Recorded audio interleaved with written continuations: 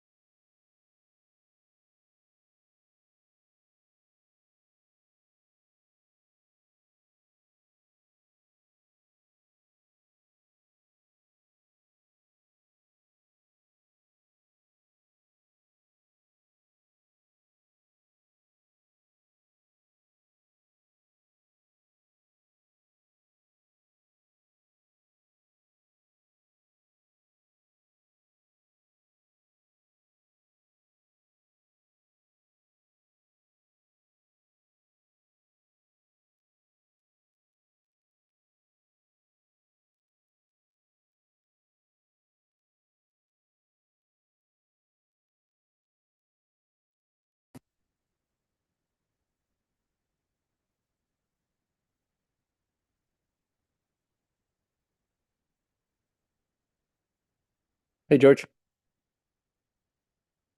Oh, sorry.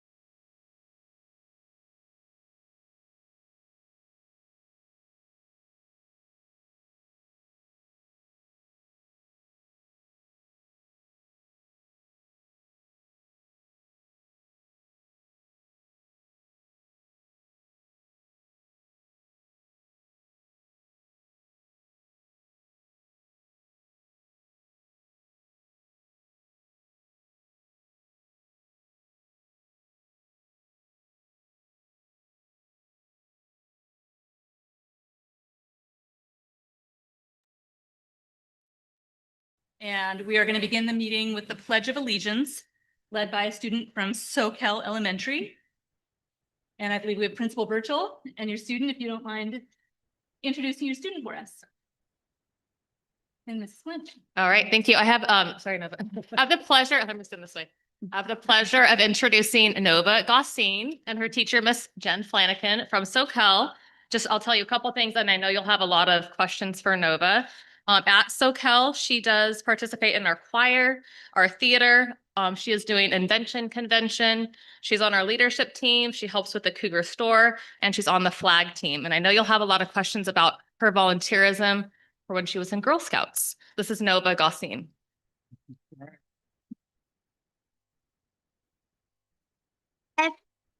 If everybody could please stand, remove your caps, and place your hand over your heart.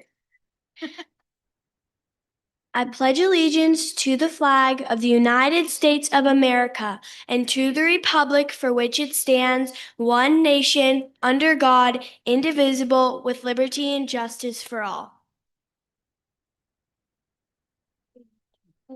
I'm going to read the mission statement now. Staff, students, parents, and the community help ensure that each child develops the skills and character necessary for lifelong achievement and responsible citizenship in a diverse world. Thank you. Yeah.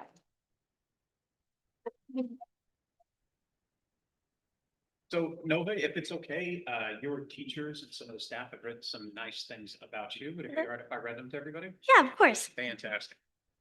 So, our pledge leader is Nova Gossine. Gossine, yeah. Gossine, perfect. Fifth grade student at SoCal Elementary School. Nova participates in choir and theater here in SoCal Elementary, and she also does swimming and dance. Her favorite subjects in school are art, PE, and math, and she especially loves singing. Nova has big dreams for the future. When she grows up, she hopes to become a lawyer. When asked where she wanted to go to college, she said, "Where is the college that the girl from Legally Blonde went to?" That's awesome. So Harvard Law School it is. Nova also loves traveling and trying new foods. She has visited 8 countries, including Portugal, Italy, Germany, Austria, Mexico, and Canada. One of her favorite memories in Europe was standing at the top of the Eiffel Tower in France and riding water taxis in Venice, Italy. That is very cool. Yeah. Her favorite food is oysters. Yeah. Yes, and like sushi and ramen and like just like Japanese food technically. That's awesome. I can't get any one of my kids does. They're 18 and and according to her mom, Nova is something of a 5-star chef. She loves cooking and plating food beautifully, and she is always willing to try foods from around the world. She has even tried snails while visiting France. Nova is also very adventurous. She enjoys rock climbing and has been climbing for over 2 years, often scaling walls and cliffs with impressive skill. She is also an excellent skier and went skiing more than 30 times last year, including at Copper Mountain in Colorado, where her family previously lived. Before moving to California, Nova was a Girl Scout for 4 years in Washington and Colorado. During that time, she participated in many community service projects and was the top cookie seller in her troop in Washington. I think I bought half of those from you. Here at SoCal Elementary, Nova also participates in student leadership. Nova's favorite pet is a dog. Yeah. Fantastic. Thank you so much. Thank you. So, can we all, I know we've got burning questions for you. Yeah, of course. Awesome. I'll open it up. Well, yeah, I mean, you're one amazing kid. I could sit here all night and talk to you. But the top of the Eiffel Tower, Yeah. I mean, it's kind of, what was it like? It might be a dumb question, or what could you? Well, see? it was like standing on top of a giant mountain, and looking at all these tiny little people down there. And at the top of the Eiffel Tower, there was a chocolate sculpture of the Eiffel Tower. And I literally asked my mom, could I eat that? And she was like, of course not. And yeah, it was actually really cool. Like just Yeah, looking that's down. fascinating. That's nothing I've done. We've done quite a bit, and I've been on this earth a little longer, so wow. Yeah. Did I hear right? Did you do the invention convention? Yes, I'm actually doing this project where there is a pillow and a fan inside of it with mesh cloth and a mat, and you can roll it up and just like carry it around with you when you go camping. Cause like sometimes it's really hot when you go camping, so I decided, wait, I could put a fan in the pillow and roll it up, and it'd be so much easier to carry than lugging all your stuff around in one giant bag. Yeah. Love it. Yeah, yeah. Mhm. Well, I have a Girl Scout related question because I was a Girl Scout troop leader once upon a time for many years. And so now I'm that awful adult that when I go to a cookie booth, I will ask the girl selling, what are you going to do with all the money you've earned? Because I Yeah. think everyone has goals, right? And so when you were selling, what was your favorite or most important goal? Like, did you have a particular trip you were saving for or some kind of activity? Well, actually, there's three. So when I first started, we raised the money to go on a camping trip to this island, and I think did we take like a ferry? Yeah, we took a ferry there. It was like it was in Seattle, and it was so cool because it was like outdoors, and we even saw like snakes and like animals there. Like there was a presentation of like this guy showing you like really really exotic animals, like an alligator, and it was really cool. The second trip, I mean, not sorry. The second thing we raised money for is the animal shelter, and I've actually volunteered at the SPCA and helping like little dogs and cats and the ones who are like cut and stuff. Yeah, and we raised money for that. And then the third one we raised money for is for the elderly homes. That was in Colorado with my Girl Scout troop.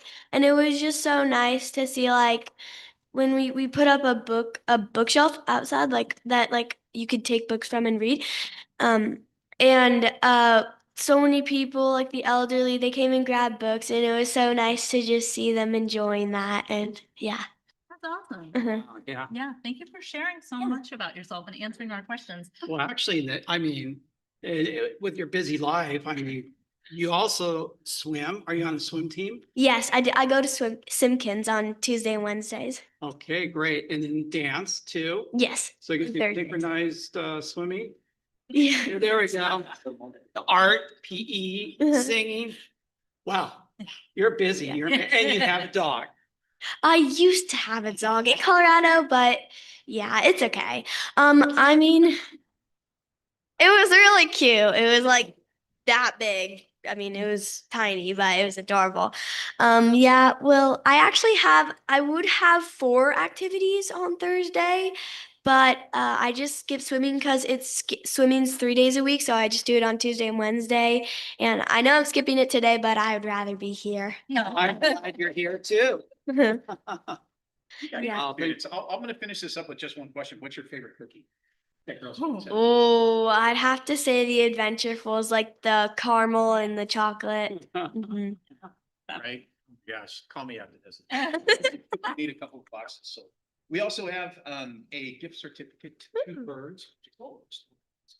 Ooh, thank you so much. Our pleasure. Yeah. We have also got some things at the table right there. And if you wouldn't mind, can we take a photo with you? Yes, of course. Perfect. I'll just give you your- Yeah. We'll look at this. And while we're assembling, go.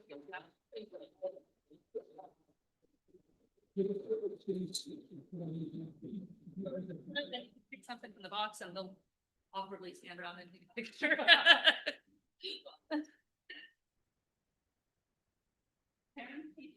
Oh, you guys don't get- Oh, yeah, we got parents too. Oh, thank you.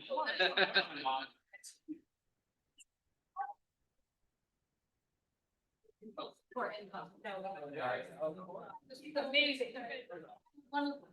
Yeah.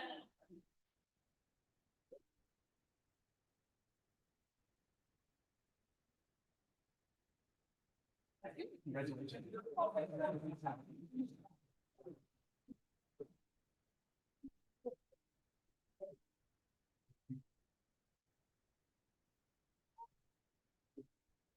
Right, I'm encouraged for the future. Pick something for the book. Send out a care leave, you know, Uh-huh. like that. Mhm. Super.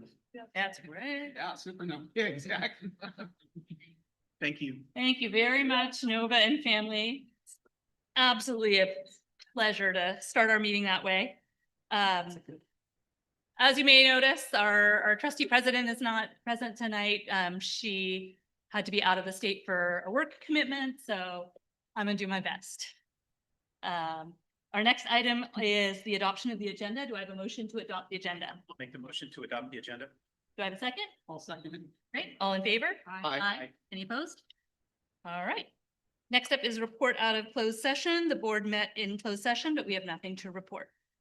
Next item is the consent agenda. Do I have a motion to approve and adopt the consent agenda? I'll make the motion to approve and adopt the consent agenda. Do I have a second? I'll second. All in favor? Aye. Aye. Any opposed? All right. Next up is public communications. I'll read a little spiel and then we do have some speaker cards. I believe it's 13. In addition to speaking in person, the following channels are available for public comment. Email before the meeting, that's already passed. Email during the meeting. You can email using the public comment at suesd.org. Specify the agenda item you're commenting on. If your comment is on an item that's on the agenda, it may be read aloud during the meeting. Members of the audience are welcome to address the Board of Trustees during public communications regarding items not listed on this agenda. For items not listed on the agenda, we request you fill out one of the forms available at the sign-in register and submit it to the executive assistant to the superintendent. So 13 of you did. Thank you for that. Prior to the beginning of the opening of the meeting. 3 minutes may be allotted to each speaker and a maximum of 20 minutes to each subject matter. The trustees cannot take action on these matters unless such matters are placed on a future agenda according to law. If the item is on the agenda, you will have the opportunity to speak at the time the agenda item is discussed.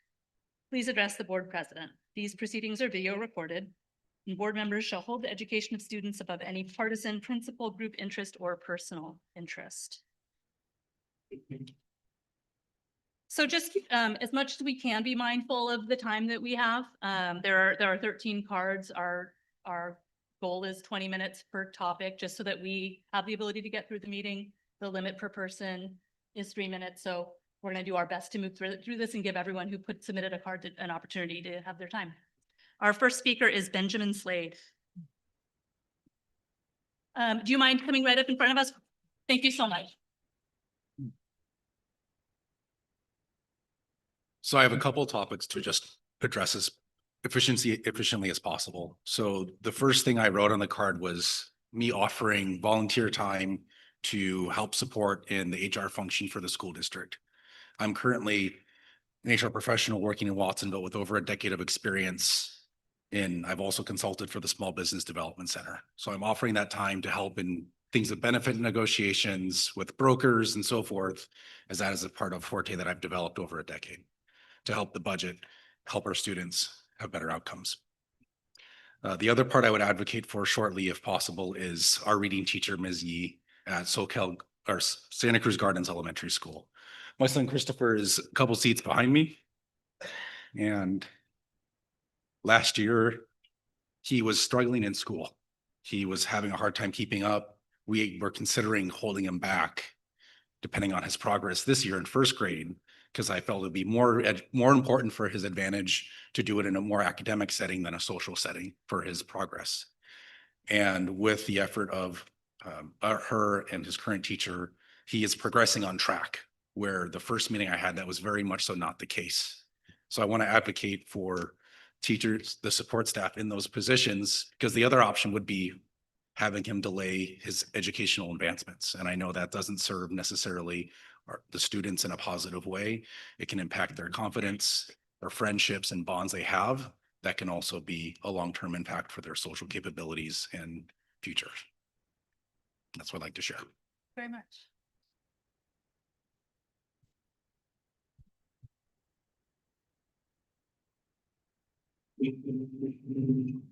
Next is Tracy Takuchi, and please, if I mispronounce anyone's name, please correct me. I'm sorry? Takeuchi, my apologies.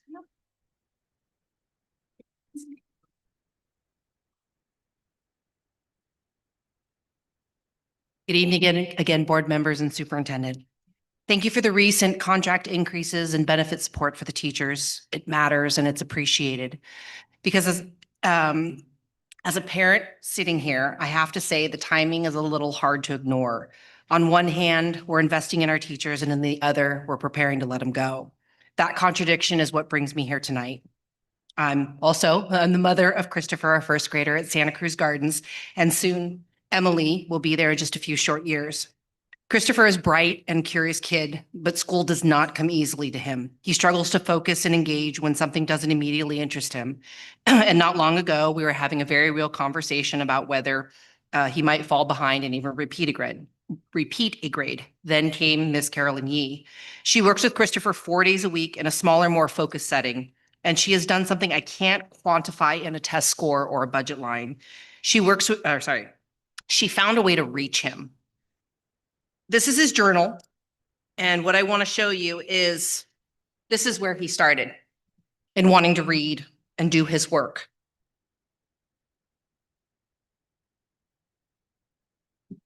Now this is his journal. He's writing words very legibly, I might add. A few months ago, he didn't want to read, he didn't want to write, and now this is what he's producing.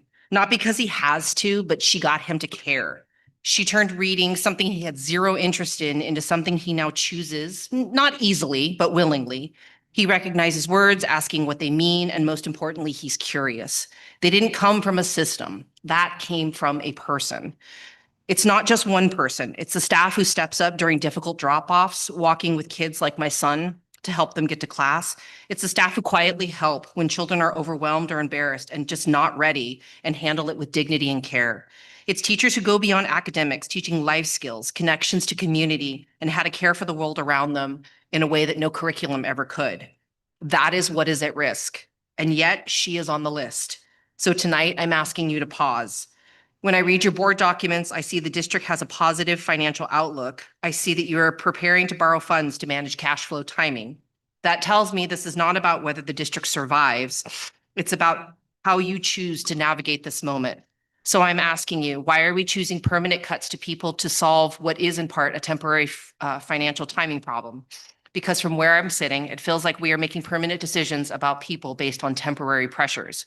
Why are we not considering using reserves just for 1 year as a bridge that gives us time to find better solutions? Because layoffs are not just about covering costs, they're about capacity loss, relationships, and opportunities lost, like my son. And once again, those people are gone. You don't just turn around and rebuild that overnight. Sorry, did he call time? You said 10 seconds. Okay, sorry. You don't just replace people like Miss Yee, you lose her. So tonight I'm asking you to take a different kind of risk.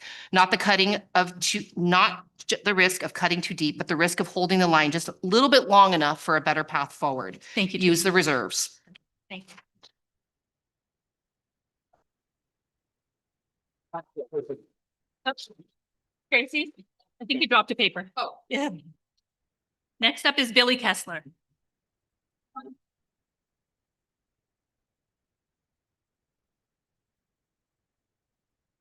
Good evening. Instead of being able to watch my son perform a song for the first time tonight, I am here to urge you to reconsider laying off critical staff in our district. These layoffs will jeopardize the safety, health, and well-being of our students.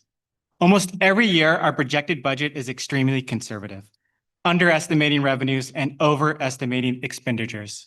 Last year, our preliminary budget showed us ending with just over 2 million in reserves, when the actuals were closer to 3 million. 4 years ago, when we were fighting so hard for raises, many of the same things that were said 2 weeks ago were said then. At that time, Michelle Kennedy stated that we needed to keep our reserves to a healthy 10%, but that projections showed we would be negative reserves within 3 years. We can now see that this was simply not true. And the same narrative is being used today with jobs and safety of our students on the line. With reserves being even higher today, I don't understand how the board could prematurely vote for these layoffs given a history of under-projected budgets. I also want to urge the board to freeze raises for top administrators in our district. These raises may seem small individually, but they add up over time. 4 years ago, when the board and administration knew we were facing declining enrollment and an uphill financial battle, significant raises were still given to the administrators. In the past 5 years, the superintendent alone has received roughly $60,000 in increases to total compensation. To put that in perspective, that amount is about 2 years of my salary. If we had the courage to freeze raises then, our top 4 administrators alone could have saved nearly $500,000 over the last 5 years. When combined with promotions, reclassifications, and new district positions, that savings could have protected another year of layoffs. Not only would this have saved money, but it also would have placed pressure on administrators to develop long-term solutions to our budget challenges and demonstrated true leadership by standing in the trenches with the staff who serve our students every day. I ask that you make decisions that protect the people who protect our students. I have continued to work in this district because I love my school, my community, and our kids. It saddens me that we have to constantly be in this fight every few years, but I will continue the fight because I love the people I work with. Thank you.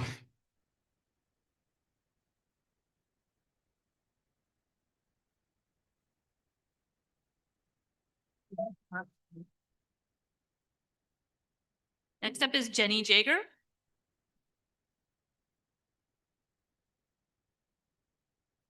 Hello, everyone. You've heard from me before. I'm Jenny Yeager. Apologies. I'm speaking tonight specifically to save Sarah Weber's position at Main Street.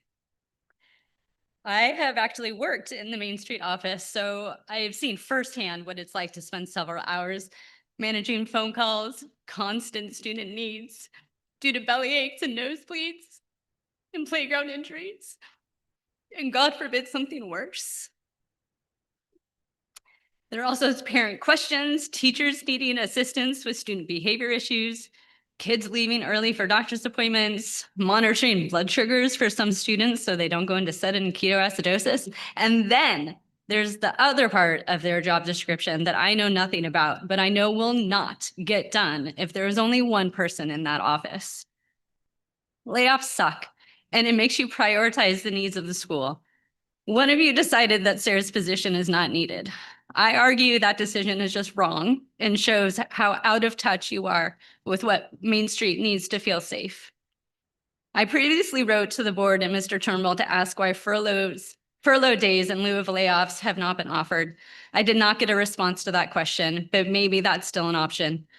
Or maybe the facilities and bond manager doesn't need over $100,000 a year, and some of that money could pay for Sarah's position. Just some ideas. But please think of something. You're putting kids' safety in jeopardy. And I know you don't want that to be your legacy. Thank you.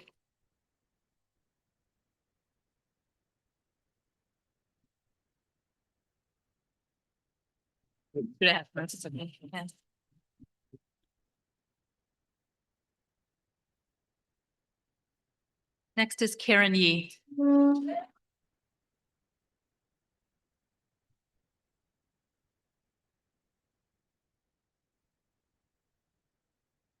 My name is Karen Yee, and I'm an English language development and reading intervention teacher at Santa Cruz Gardens. I absolutely love my job. My half-time position was recommended to be cut by the district, and the board voted to approve the termination of my position at the last board meeting. This 0.5 intervention teacher position may not sound like much, but I believe it fulfills a crucial role for our students, and so I'm compelled to give everyone a better idea of what I do. In this role, I provide academic supports for vulnerable students. I work with kindergarten through 5th grade students, mostly in small groups, targeting language and reading skills. My reading intervention students are often far below their grade level peers. I work to assess their needs and build lessons to assist their learning. I plan and teach the specific skills that individual students need to learn. This is important because although classroom teachers try hard to differentiate assignments for their students, this can be incredibly challenging to do with over 20 students. How are teachers supposed to work diligently every day to teach one student the alphabet and the letter sounds while the rest of the class needs instruction with reading and writing at their own levels? Research shows that a child's reading proficiency by 3rd grade strongly predicts high school graduation. My other role besides reading intervention is that of English language development teacher. I came to this district with a lot of training in this area, having worked with a population of primarily English learners in San Jose and completing a 2-year-long professional development through Sobrato Early Academic Language. I've continued this important work, participating in EL Rise, professional learning, to continue implementing effective language development instruction. California Education Code mandates that schools provide comprehensive English language development to English learners. This includes both designated and integrated ELD. I help to facilitate integrated ELD in classrooms by working with classroom teachers to plan and implement ELD strategies into content lessons. I also teach designated ELD groups. These designated groups are created by proficiency level to build critical language skills as required by law. These designated groups are protected time in the day for providing explicit instruction in oral and written language skills. The school district must ensure adequate staff is in place to provide designated ELD in order to be in compliance with the law. Eliminating my position will place all of the responsibility for meeting the varied and individual needs of our most struggling learners on one teacher, Tina Bonner, at our school. That would be an impossible task for one teacher and therefore would not meet the needs of these most vulnerable students during these critical elementary school years. I hope the district will reevaluate the decision to eliminate this position that directly impacts our most underserved students.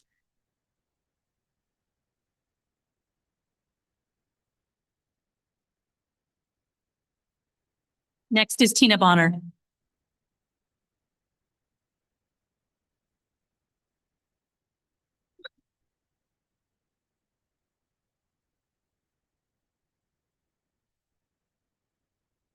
I am asking the board to reconsider and rescind the layoff of the 0.5 intervention teacher position at Santa Cruz Gardens.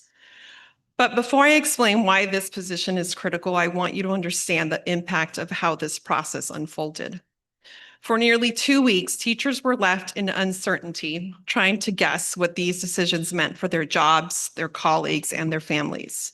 There was no direct communication, only silence where there should have been clarity. That silence isn't just inconvenient, it's stressful. It means sleepless nights, anxious conversations at home, and walking into classrooms carrying the weight of not knowing if your position still exists. Nearly 2 weeks without clarity is too long. We deserve transparency, timely communication, and professional respect, especially when decisions of this magnitude are being made. Naturally, my mind ran through possibilities. First, I thought the 0.5 is a temporary employee. Surely the district wouldn't put Karen through this stress. Then I wondered about my own full-time position. I tried to make peace with that possibility, thinking maybe my family could manage if it meant saving Karen's job. For 11 days, Karen and I waited in uncertainty, enduring real stress that could have been avoided with some communication. Finally, on March 11th, Karen received her official notice, and with it, we realized the impact. This is not just a small 0.5 position being cut. This is a critical support for our students. She's an exceptional educator who goes far beyond her job description. She works tirelessly with our most vulnerable students, providing reading intervention that builds confidence and access to learning. She also delivers designated ELD, instruction that our students have a legal right to receive. Removing this position raises serious questions about how the district will meet all those legal obligations.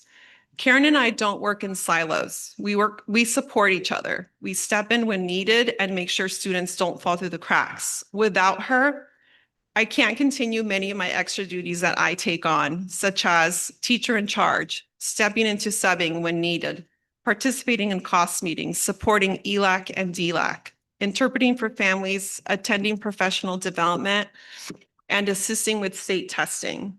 These responsibilities won't disappear. They will simply shift, reducing the support our students receive.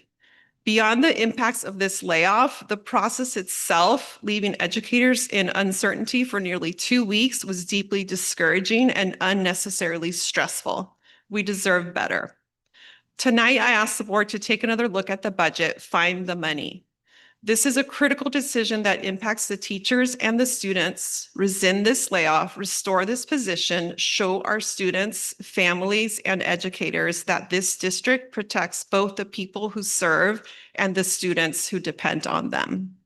Thank you. Next up is Katie Stewart.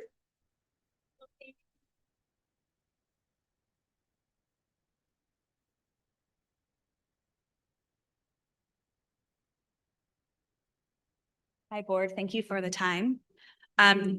Dear board members, I'm writing as both a teacher and a parent at Soquel Elementary, and I'm deeply concerned about the proposed layoffs and what they mean for the safety of our classrooms.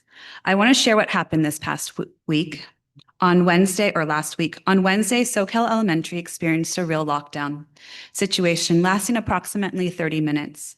Our first and second graders were outside at lunch when the hall check was announced.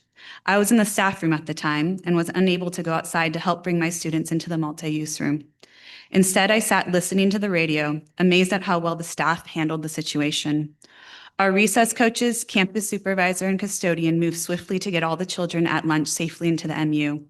They locked everything down and kept the students calm. Meanwhile, our campus supervisor and custodian also ensured that students and adults arriving for a field trip were safely brought into the MU.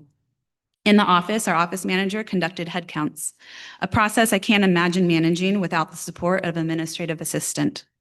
It was a frightening situation. Having my own children on campus made it even more so. But watching the staff respond with such seamless coordination was deeply reassuring. Now, I imagine that same situation next year, if these layoffs move forward. Our principal could be down 4 staff members. Our counselor could be part-time. Our campus super, wellness coach, and administrative assistant could all be gone.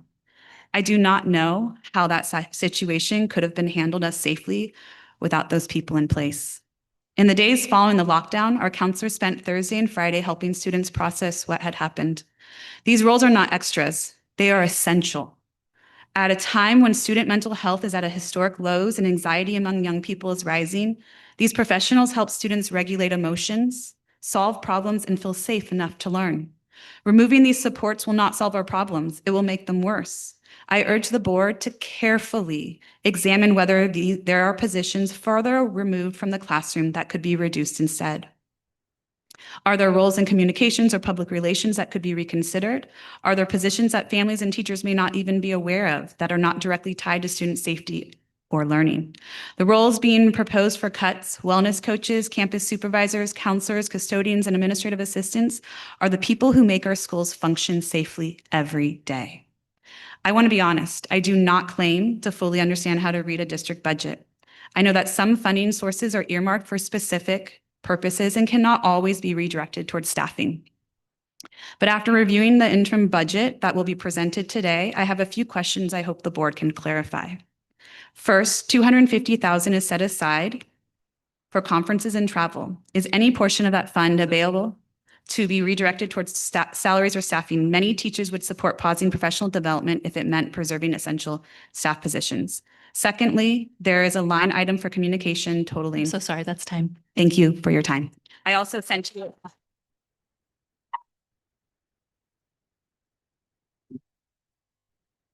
Next is Alana Lowe.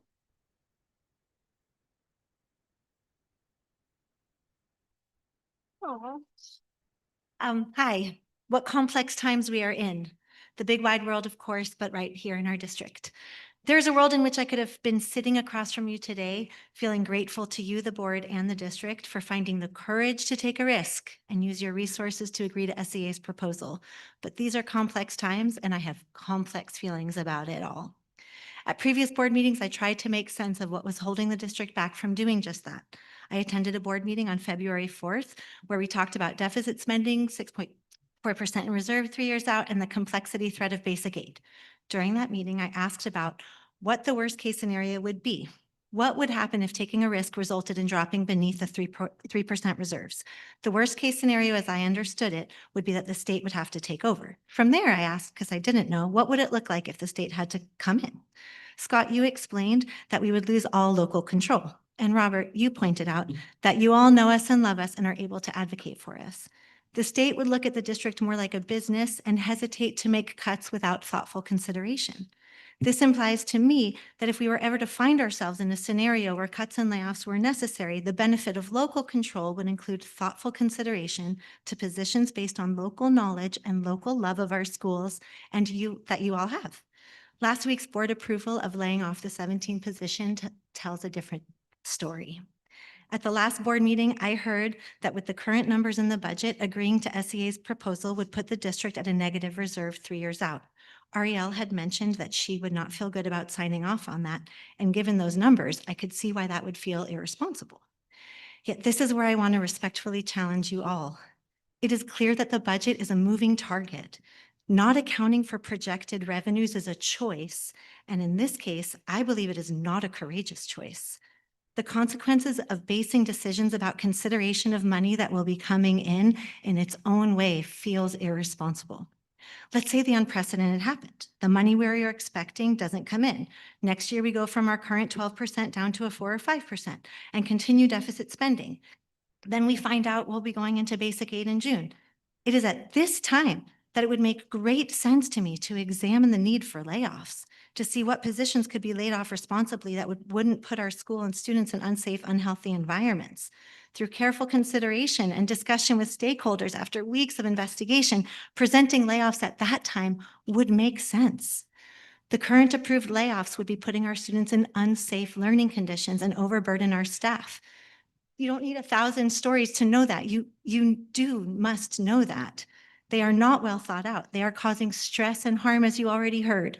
If we are so lucky to not be under the state's control, please show us that. Rescind the layoffs, hire people back. If the money doesn't come in, adjust next year when you have the time for thoughtful consideration. And if the decision to lay off positions was just a temporary fix on paper to get a budget approved without having to account for projected revenue, and that will likely be reversed before May 15th, please just say so. Let's have courageous, honest conversations and decision-making practices that build trust and hold us together. Next is Justin Wardner.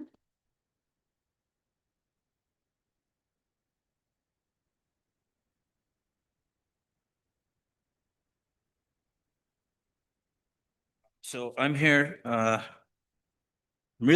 here to advocate for my daughter's safety because your dismissal of Sarah Weber at Main Street Elementary directly affects that. My daughter has type 1 diabetes and which requires constant care and supervision. I have a 504 plan here from Stanford Medicine. And I can't really show you the whole thing, but you can see all these items which they have determined that she needs supervision and help with at the school. And Sarah does everything on this list, every single thing. And to me, it's unacceptable that this district would think that they can just cut her position out without any kind of solution. And I haven't been told of anything. I didn't even know this was happening until about a month ago. And what I need to stress to you is that like, this isn't some, my kid can die. My kid can absolutely die in your school without constant supervision. It's that serious. We've been to Stanford ICU multiple times, and Sarah is the only reason that her blood sugar hasn't dropped below 40 about 100 times since she's been at that school. She constantly checks on her. She constantly feeds her. She constantly takes care of her. And you can't convince me that one school nurse that's responsible for 5 other schools is going to be able to be there in order to do all that. And you can't convince me that you're going to hire a new person and teach them how to do that on the fly. She's been doing it for 3 years with her. My daughter feels emotionally comfortable with her. She is trained to go and talk to her anytime that she needs anything, which is constant throughout the day. We're in communication with her all day long. My wife talks to her 5 to 10 times a day about her numbers and her blood sugars and what we're doing. I'm sorry. I wish I had something written out. This is, I'm only here because this is not my thing. Okay. And if it wasn't this serious, I wouldn't be here. But I know for a fact that I'm legally entitled to a one-on-one aide to be with her at all times. And the only reason that we haven't demanded that is because Sarah is so good at her job.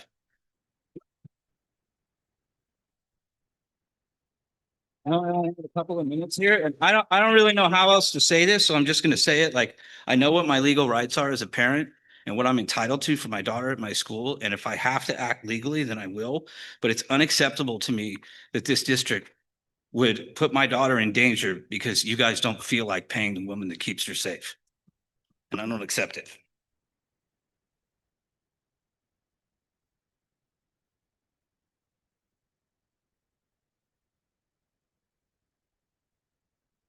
Next is Lauren Westerberg.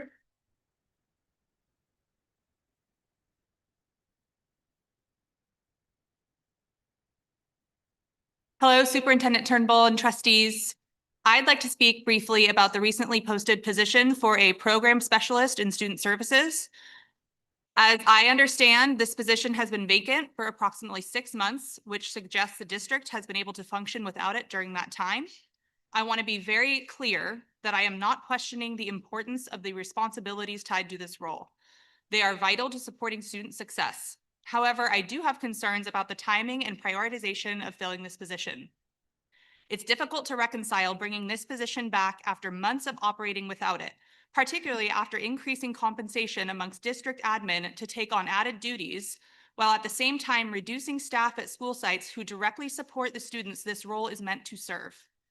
I am also concerned that filling this position would add yet another certificated administrative type role within what is already an administrator-heavy district, even as our school sites continue to struggle with staffing and classified positions that provide direct daily support to students. The salary allocated for this single role could fund 2 to 3 classified staff members, individuals working in classrooms, supporting behavioral needs, and helping students access their education. These are positions our sites consistently identify as critical.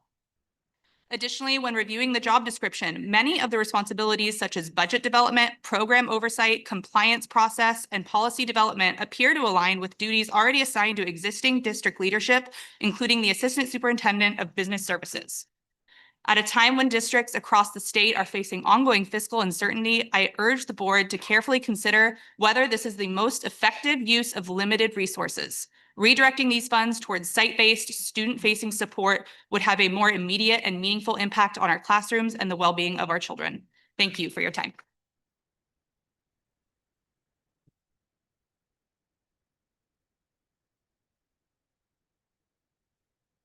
We're about 20 minutes on the topic. There were a couple of folks who spent some time on a couple of other issues, but we've got 3 more speakers, and I'd like to ask the board to consider extending the time so that all of our speakers can hear. Thanks. Yeah. Do we need a motion? I don't think so. Okay. Yep. Next is Sarah Marsh.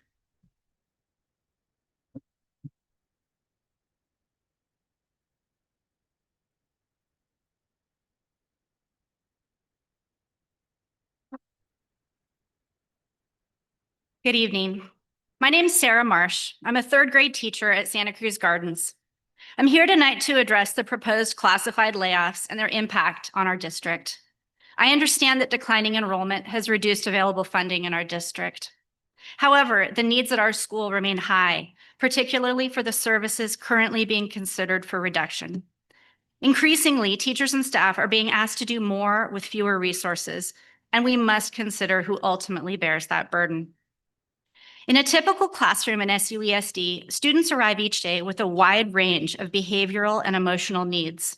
Some come to school already frustrated or dysregulated, and these feelings can quickly escalate into disruptions, whether through defiance, outbursts, or physical actions like knocking over furniture. Currently, when situations escalate, teachers at Santa Cruz Gardens can call for immediate support. Natalie, our amazing recess coach, or Cody, our campus supervisor, are generally able to respond within minutes, helping a student de-escalate, whether through a short break, a conversation, or addressing basic needs like a quick snack.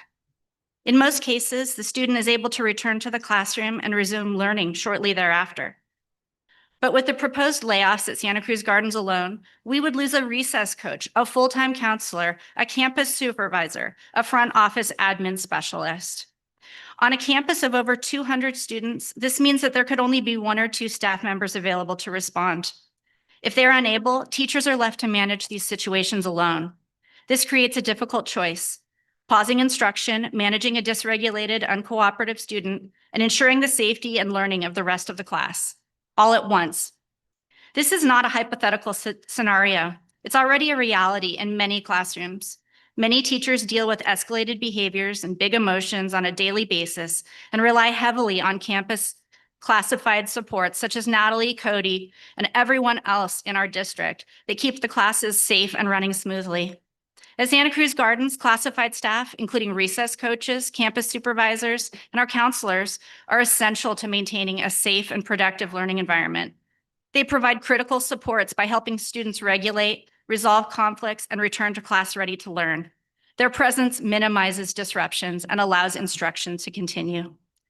These roles are especially vital given that our campus no longer has any one-on-one aides for students with more intensive needs. Our team of campus supervisors, recess coach, and counselor provide targeted supports for students, conducts daily check-ins, and assists with general ed in classrooms. Without them, the responsibility placed on teachers and administrators becomes unmanageable, and student needs go unmet.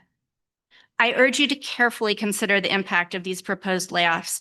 These staff members are not supplemental. They are essential to the safety, stability, and success of our schools.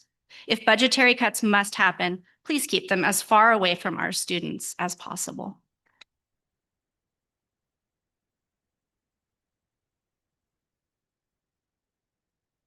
Next is Sarah Tanza.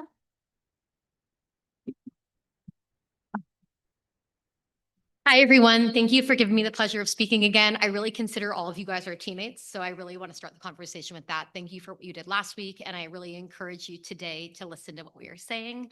I'm a parent of a second grader and fourth grader at Main Street. As I said, I also attended Main Street and New Brighton. I'm very invested in the continued success of our district.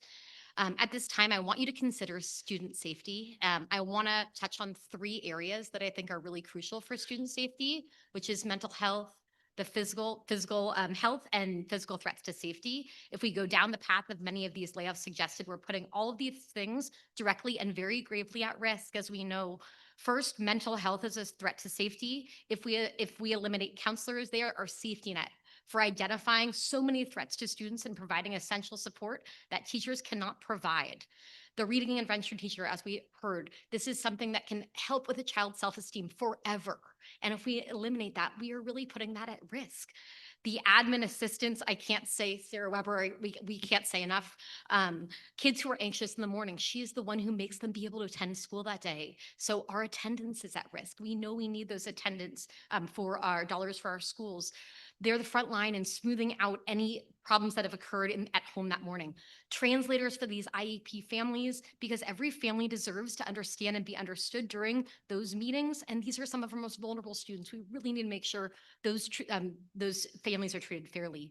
And also all students are at risk when morale is lower by the staff taking on extra work. Physical health, our custodians, our schools will become more germy, as we all know. That is something that could make our attendance be at risk. Our admin assistants, like Sarah at our school site, as we know, Olivia is getting life-saving treatment at our school daily. Our other type 1 diabetic student is getting that as well. And we have other friends that are getting mood stabilizing medications that's necessary to participate in class. The nurse who is overseeing the care for so many students. Finally, physical safety from inside and outside threats to student safety. The counselors and the recess coaches, bullying, fighting, all of these things, they are increasing every day, especially when morale has been lower at schools. And I'm deeply concerned that when those positions are eliminated, that is more at risk.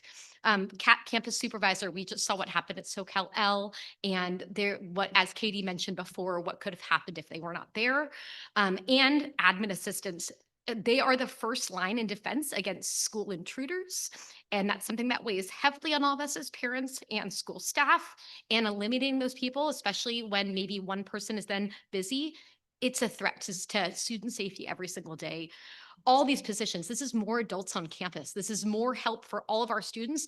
And these positions need to be carefully considered. Thank you. I know all of you are in agreement with these things that I'm saying as our community members. Thank you all.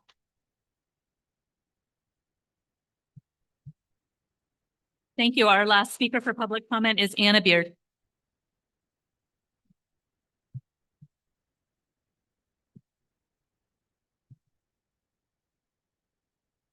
Hello, good evening. So I'm here to share why I'm passionate and fully committing to protecting positions that directly impact our students and teachers, roles currently slated for elimination next year. It's important that you understand what families like mine are experiencing and concerned about. I'm angry, I'm frustrated, and I am saddened that as a parent, we have to come here to justify the importance of these roles and explain the impact of these decisions on our students. Let's talk about the front office staff and school safety. When was the last time you were in a school front office? It's nonstop. Phone rings, kids are sick, injured kids arrive, parents walking in, staff supported, needed, and keeping unauthorized visitors off campus. Now imagine one person doing all of that. From my perspective as a parent, that is not a small cut. It's a safety risk. We entrust you with our children. Did anyone in the district office consider taking a pay cut so that we can keep critical staff that keeps our schools safe and our schools running? Now let's talk about our most vulnerable students or our neurodivergent children who are struggling socially. My son is a third grader with ADHD, anxiety, dyslexia, and a nonverbal learning disability. School is hard for him every day. Every day it's an emotional roller coaster. He's not a bad kid. We're not bad parents. We proactively support him in every way possible so that he can learn and stay regulated. He still struggles. Not every child has access to that level of support, but those kids need those resources and tools to stay regulated, to learn and thrive. I am incredibly grateful and proud of his progress, but I want to be very clear. That progress was not a result of district leadership. His growth is directly tied to the commitment, compassion, and empathy shown by the teachers and the staff at Santa Cruz Gardens. This includes the incredible unsung heroes of our recess coaches. These roles are critical and essential for at-risk children. Natalie, one of the recess coaches, has guided my son through social situations most kids navigate naturally. Without her, recess would be overwhelming for him. She teaches him how to respond, seek help, and even she even went as far as creating a proactive plan with goals, all on her own because she truly cares. My son and other children depend on counselors, recess coaches to manage emotions, reduce anxiety, and guide peer interactions. These roles are essential to student mental health and social development, and they enable our teachers to be effective. I didn't experience the same level of empathy and initiative from the district. In fact, I encountered barriers, pushback, dismissive responses when trying to access appropriate support through student services. Pleading for help, I was told, he just needs more time in a classroom, which we all know is not a viable solution for a child with ADHD and dyslexia. Yet, district administrators continue to receive raises, job security, and additional support staff. Meanwhile, those on the front line, like Natalie, Cody, and Mercedes, who help students navigate social challenge and situations every day, are facing layoffs. Anna, it's time. Okay. Thank you.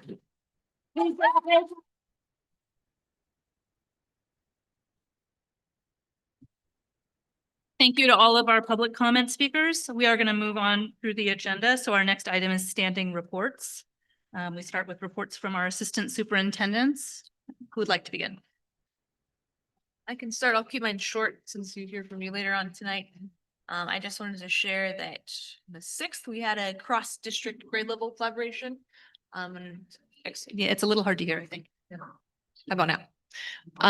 We had a cross-grade level collaboration. I want to thank our teachers. Every room that I popped into, they were engaged in the hard work of collaborating and working together to plan to support our students. I was really excited to see that. I also recently attended a training that the COE facilitated, titled When ICE Shows Up. We have had concerns from staff and families recently, wanting to make sure that we're continuing to do the hard work of making sure that our students are safe. So looking forward to working with our sites and our families to make sure that that stays at the forefront of our radar. And you'll hear more from me in a bit. Thank you. And I'll be quick as well. I just wanted to give an update on the bleachers. I know that Jim's going to talk about the bond some more, but they're taking a little longer than expected. The freight company lost half of our bleachers. We finally got the other half in, so they started constructing them to find out that some of the bolts were missing. So we just got those in on Monday, so we should have everything wrapped up by Friday and the temporary fence taken down. Thank you. Superintendent Herm. Quick update for me. I just want to thank everybody from staff and parents and students who have given input into our LCAP process as we get ready for the update for 26-27. Also want to express my gratitude for everybody who's participated in our math focus, not this past week, but the week before. We had 3 days in a row of a team participating in our county office initiative for math. And then also had 2 days with our math coach. And on Thursday that week, we had a learning lab at Soquel Elementary, Miss Tolan's third grade DLI classroom. She did a learning lab and others of us got to be together and discuss all the great strategies she was using. So just really appreciative for all the focus on all the subjects this year, but with a special focus on math. And then just express some gratitude for City of Capitola on a couple of specific items. One, their police department came over to New Brighton for our last lockdown drill, just so we can make sure there's a seamless collaboration for in case of an emergency. And also for their work on collaborating with us for e-bike safety. So we've been working together with them to develop a plan to create some more safety guidelines around use of e-bikes for our students, all in the name of safety. That's it for me. Thank you. Thank you. Next up is items from CSEA. Hello. Hi, thank you. My name's Randy Potes. I am a 5-year district employee, but also a 12-year parent of the district. And by the time I'm done, it'll be 17 years as a parent in this district. So I have a lot at stake here. But I just want to say, I haven't always been an educator, but my 5 years here in this district has really changed my life. I had a career as in IT, business development, sales, and I was drowning, the commute, everything. And then when COVID hit, I had to make some life choices and switched gears and wanted to be involved with the community. I did a lot of volunteer coaching, so I knew a lot of the kids, and I have kids, in the school system, and volunteered on the parent homeschool board for years, and loved my experience at Main Street, and decided to see what it would be like to actually work in the school district. So I accepted a job as a computer education aide. And I think I really found my calling. I really enjoy connecting with kids. I think that's the thing with my coaching style is just, making them happy, making them want to play, so being at school, that was my approach, connecting with the kids, making them want to be at school, making them want to be here. And it's so rewarding. I can't tell you enough how much I love just being with the kids and working with my colleagues and supporting them in everything we do. Recently, I did switch gears from elementary school to junior high or to middle school, to New Brighton Middle School. And it was a challenge. It was a full-time opportunity, and that's why I took it. And as campus supervisor there, I just hit the ground running, really working to make those connections with the bigger kids. And I think I've really been able to do that, and it's really been rewarding. And with all this, with both schools combined, we're talking 800, 900 kids that I really wanted to learn their names and learn what they're about and be a presence on campus. And I think I've accomplished that. And that's not being a presence for me to be seen, but being a presence on campus so that the kids will feel seen, so the kids will feel heard, and that they always know that they have somebody, whatever role I'm doing, they always have somebody supporting them, listening to them, and there to help them, to be a trusted adult, be a role model. I coach sports at the middle school. Not to toot my own horn, but 3 league championships, 3 undefeated seasons, girls softball, boys flag football. We're about to win it all, so we'll see. But I bleed Viking purple, I bleed, heron blue. And I really love working in this district. And yeah, just a few days ago, I received my notice that my services will be terminated after this school year. And, you know, I keep telling myself, look, it's not personal, it's business. You know, I went to business school. You know, I worked in the corporate world. I know what that's about, but it is personal. And I'm here to remind you guys that it is personal. The kids aren't going to be impacted by whatever the job description is and ed join. They're going to be impacted by not having the person that's doing that role, the person that's not there, that they rely on. So when you're making your decisions, just remember, it is personal. It's not business. And that's all I have to say. Thank you. Oh, and also on behalf of Mr. Domo and the CSEA, CSEA negotiations will begin tomorrow. Thank you. SEA, please. The CSA report. We are happy to have reached a tentative agreement that will begin to stabilize educators, staffing in SoCal for our students. They deserve it. We deserve it. It is disappointing, to say the least, that the board and the district administration made a decision to issue preliminary layoff notices to so many of our coworkers, which will only increase instability when our students lose trusted adults from our schools. Our proposal was reasonable and achievable without layoffs.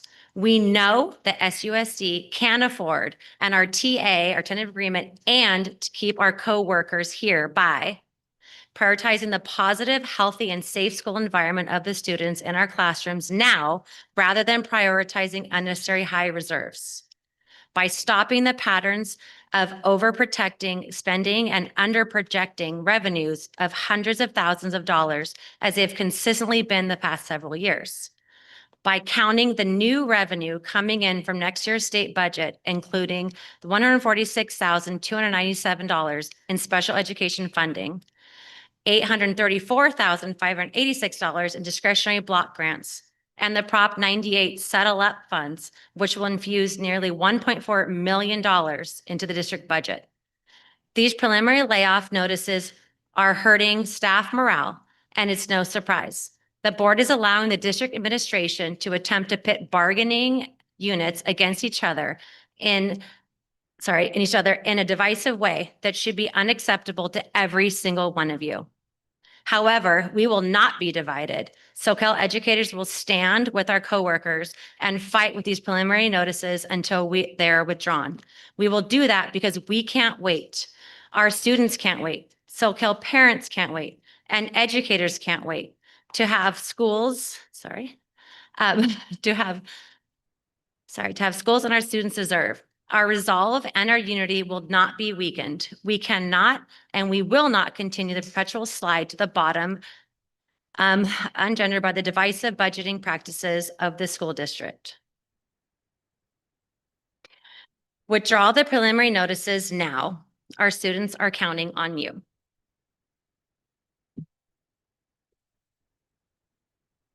Thank you. Next up is update on bond projects. I'm old. I had to stand up and stretch my back. Hi, everyone. We talk about how long we've all been working in education. This year marks my 50th anniversary of being in education. Started out as a night custodian at Danair Elementary School in the Central Valley. So I've got a long history going here. And it does hit me as kind of strange to stand up here and talk about spending large sums of money on facilities when I speak to so many people that I know and like. I'm liking the people that are leaving less, but that's just me. Anyway, thank you for that. So I'll get right to it. It's a unique time for all of us. We had lengthy meetings today, very in-depth, kind of almost convoluted in it all. Everything comes back to DSA for us right now. We have 6 projects with DSA, the 3 site jobs that have amphitheaters and the fields with them, the two modernization projects, which are here at New Brighton and at SoCal Elementary School. And then we have the fencing project here at New Brighton, which we are hoping to say that it's a desperate need because of the recent break-ins and things like that, and to kind of protect our new investment in the field. With the field projects, everything has been commented on by DSA, and it's back in the hands of our architects. They will have their answers to those comments on Main Street School on March 27th. And then each week, next is SoCal and next is Santa Cruz Gardens. And hopefully their responses will be with a stamp. If there's more comments, then that will facilitate a meeting between our architects, the district, and DSA to get through that.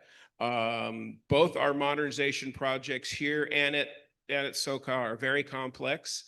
They are with DSA right now. DSA has two major problems right now. They're getting too much work in. Billions and billions of dollars was turned into DSA before the end of the school year. So there is a backlog of work. Secondly, DSA has gotten extremely aggressive with ADA requirements, path of travel requirements. There's always been the threat that when you do a DSA job on a school site, that it opens up the whole site for DSA to look at, even if it's all the way across the other side of campus.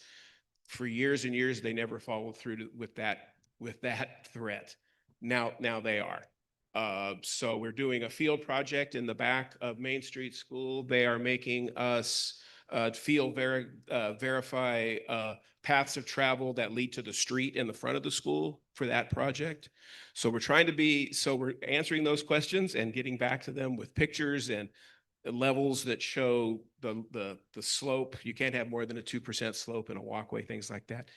With the modernization projects, we're going to be more proactive, and we're going to pre-answer all of those ADA questions to DSA in hopes of saving us time when our projects go to them. So that's pretty much where we are with everything. You're more than welcome to come to our meetings, but we were all fried by the end of today. It was 3 hours of what? So we got through it. So questions? All right. I appreciate your time. Thanks, guys. Take care. You bet. Right, next up are items from trustees or any reports on meetings, et cetera. I'll start. I have nothing to report. Okay.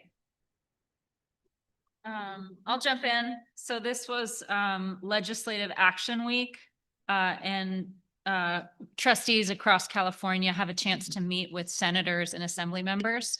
So I participated in Legislative Action Week.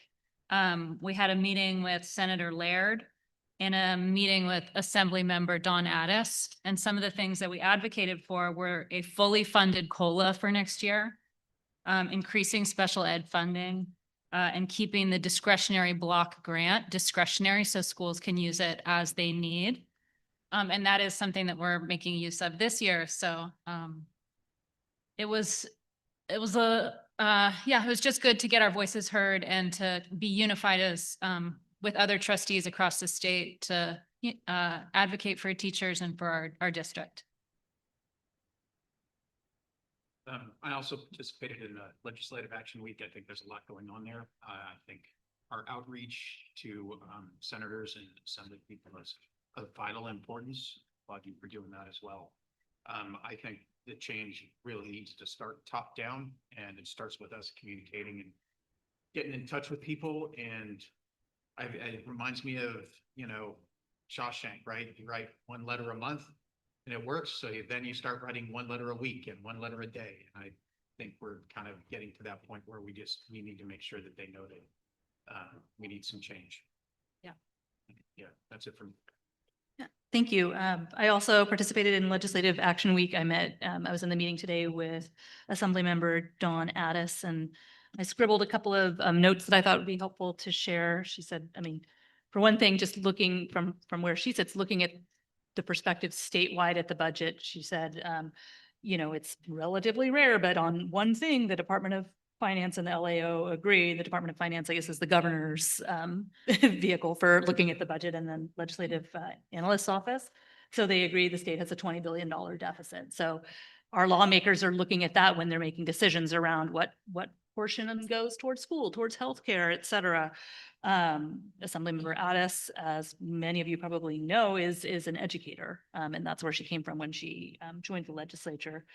Between her and Senator Laird, we've got really strong advocates in Sacramento, and something that really resonated today is that she said, I think people in Sacramento, other legislators are under the impression that education's doing okay. Education's well-funded. Education did pretty well last year. There isn't necessarily a feeling of urgency among our lawmakers. I mean, our own local folks that we've been talking to, they get it, but not everyone does. So her message was ring the alarm.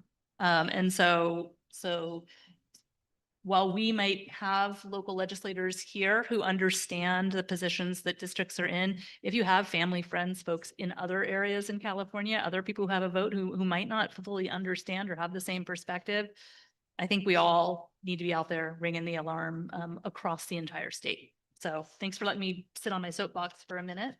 That's all I have to report. Now we're on to our presentations. Our first presentation is from School Services of California regarding district reorganization. Great, thank you. I'll do a quick introduction before turning it over to our presenter tonight. So you may remember a few months ago at a board meeting, in the spirit of leaving no stone unturned and looking at all possibilities to increase revenue and put our district in a better financial standing. There were several options vetted, and one option that we talked about is one that's often discussed as combining school district, but the bigger umbrella of that is district reorganization.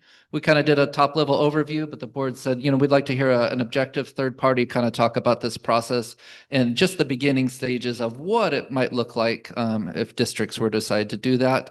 And so we reached out to the highly respected Agency of School Services of California, really highly respected support network that they have, and asked, who's somebody that you have that could really has a lot of background knowledge and can inform our board about this. And they recommended Vice President of School Services California, Brianna Garcia. So let's give her a warm welcome. Good evening, everyone. Happy to be here and provide this presentation to you just to give you an overview of what school district reorganization looks like, or what it might look like across the state for the various districts that are looking at some of these. There it worked. So the education code really lays out what school district reorganization looks like. It starts in section 3500, and it talks about the different types of reorganizations that are available, a little bit about the process, or lays out the process that a district or districts would have to go through in order to move forward with the reorganization, provides all of the specific requirements and responsibility of the county committee on district reorganization, which is the body that actually makes the determination as to whether or not a reorganization can move forward. In some cases to be approved locally, in other cases to actually be approved by or move forward to the State Board of Education. And there are specifics with regards to what happens with employees, how property is divided or brought together. There are 9 criteria, which I'll talk about, and all of that is laid out in the education code. There are various numbers or types of reorganizations, but the 4 most common ones are territory transfers. And so this is when one school district or body would like to basically transfer territory from one district to another, which is changing the boundaries of existing school districts. There's the formation of new school districts. What you see most typically is elementary schools and high school districts that are merging to become a unified district, but you do also have elementary schools that merge just to become larger elementary schools, or high school districts that also merge to become larger high school districts. There are what's called unification with components. And so this is again when an elementary district and a high school district want to merge to become a unified district. But there are elementary school districts that are within that boundary that don't want to be part of that unification process. And so there is language that allows for that to happen if certain approval and requirements are met. And then lastly, you have lapsation, and those are for school districts that get to a certain size, so such a small size that it's really difficult for them to continue to be a growing concern and to meet all the needs of students. And those school districts lapse, which effectively is they close their doors and the students are dispersed to other neighboring districts in order to meet their educational needs. So when you look at reorganizations, they are started by petitions. There are a number of different types, but the two that I focused on here are what are colloquially referred to as 25% petitions and 10% petitions. And they're the same type of petitions, whether you're looking at unifications or territory transfers. And really, it's about who's bringing them forward. So the 25% petitions are brought by owners of uninhabited property. If there's property within a district that doesn't have any residents currently there, or 25% of registered voters within an inhabited territory. This is also the one that allows for members, the majority of members of a governing board to actually bring forward a petition, or 8% of registered voters who cast votes in the last general gubernatorial election. And this is really for school districts that are over 200,000 ADA. On the other side, the 10% petitions are brought forward by at least 10% of registered voters, or 5% of registered voters if, again, the district has over 2,000 average daily attendance. And this is also where other governing bodies and other local bodies like city councils or governing boards of special districts could also bring forward a petition to either unify or to transfer territory. Another, just so that you have the information, though I don't think it really would apply with what you're working with here, there are reorganizations that are actually initiated by that county committee for various purposes. There are unifications that can be approved locally. Most unifications go to the state board, but if certain requirements are met, they can be approved locally. And lastly, again, those lapsations, but again, by the county committee. So in these three instances, they aren't petitions that are brought forward by interested parties, the school districts or voters. This is the county committee that's bringing some of these forward for various reasons. So a petition for reorganization, or if it's brought forward by governing boards of a school district, it's typically a resolution, but it still requires the same factors. They want a reasonable description of the territory that's going to be covered by the reorganization, a list of the school districts that are affected by it, reasons for why the reorganization is being brought forward. And then there has to be a designation of no more than 2 chief petitioners. Really, again, for a school district or other bodies that are bringing this forward, it's a resolution that's signed by whichever local governing board that is, that's going to be signing on and saying, we're the ones who are basically the chief petitioners bringing this item forward and wanting to have this reorganization move ahead. As I mentioned, there's the County Committee on District Reorganization. Every county within California has a district or has a county committee, and this is the committee that is tasked with a number of things. They are the ones that are going to move the petition through the process once the signatures have been approved by the county superintendent, and I'll talk about that in a little bit. They are the ones who are going to review the 9 criteria, which I'll mention. They are going to put together and formulate the plans with regards to how they're going to respond. They're holding the public hearings that are required by law to happen if a reorganization is going to be moving forward. There is a requirement in the state of California for complying with the California Environmental Quality Act. And for those territory transfers, they're the ones that are the lead agency for that process and would have to go through CEQA, which is what it's called. And when a territory, or excuse me, when a reorganization is moving forward, there are a number of them that require elections. And so they can provide a recommendation to the state board with regards to who they believe should be part of that a body who's actually going to be voting on that election.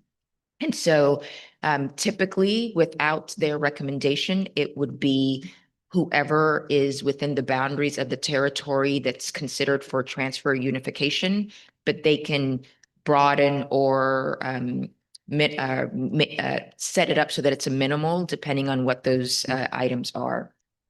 They're also the ones that, again, for territory transfers are giving the final approval or disapproval for those to move forward. So this can be a lengthy process. For anybody trying to look at this besides right in front of your computer, there's very tiny text. But this process from beginning to end can take a number of years. What's going to happen is the petition is actually submitted to the county superintendent of schools. For the unification, the county superintendent of school is going to ensure that the petition meets or the resolution meets all of the requirements that are in code. Once they have noted that that is correct, then they transfer that petition to the county committee, who then starts their public process. In this case, they have to notice and then hold public hearings. I can't speak this evening. Hold public hearings in, if it's more than one school district, in both school districts, basically in the territories that are up for either transfer or for reorganization. Those public hearings are held. Then they are going to review it. Again, I'll go over these in a moment. The 9 criteria that are required to be reviewed to determine whether or not they are substantially met. If they are substantially met, then they're going to provide that recommendation. They're going to vote on whether or not they approve or disapprove. And then they provide that information to the State Board of Education. They transfer it. And then the State Board basically goes through that process again. They are going to hold a public hearing. They are going to do their own analysis of those 9 criteria, and they are going to either approve the reorganization or not approve it. If they approve it, they send it back down to the state, or excuse me, to the county superintendent of schools, who then calls the election. And then if that election, if the voters vote for it, then it moves forward. And if not, it ends there. It has been taking, in my experience, when it goes to the state board, 3 to 4 years before they actually hear those. And so that's why I'm saying this process is a lengthy process, because you have to go through the process here locally, and then it's going to the state board. And historically, that has been their timeline. Always that's subject to whatever their workload, et cetera, is there. What percentage of voters need to pass after the state? It's a majority vote. I'm trying to remember now if it's just 51% that have to move forward with it, but I will confirm that and get back to you. Okay. Or I'll let the district know and they can give back to you. It's slightly different for the 10% petition, typically because this is brought forward usually by other agencies. And what happens there is it actually goes directly to the county committee, and they can hold a public hearing, and they are basically making a preliminary determination as to whether they're going to move the petition forward or not. If they don't move the petition forward, that ends the process there. If they do decide to move the petition forward, then they hold the public hearings in the affected areas, look at the 9 criteria, et cetera, and then it moves forward through that same process. So it's just that first part that's a little bit different when you're looking at a 10% petition versus a 25% petition. You might going over that part again. It's one option is either a majority of the boards of the affected districts put forward a resolution petition, or at least 25% of the registered voters. Correct. In those areas. That's, I mean, we're under 200,000, like we're not, right? So Right. that's one option. Yeah. Other option is petition signed by at least 10% of the registered voters of the affected school districts. I'm a little confused about the other, and I'm going back to one of the earlier slides, but it says resolution approved by a majority of the members of a city council, county board of supervisors, governing board of a special district, or local agency formation commission. So that takes the power outside of the school district. Correct. And I've seen 10% of the voters, different pathway if it's 25%. Correct. for school boards. Correct. Okay. And in this case, for example, I know one city council that wanted their school to take schools from an existing school district because they wanted to form one around their city boundaries. So they put forward a resolution. I had another one where it's a flood control district that is asking for one to be moved forward from one to the other. So those are the other types of agencies that can put forward a petition without your knowledge, consent, interest in it. Others can move that forward. Yeah. Thank you.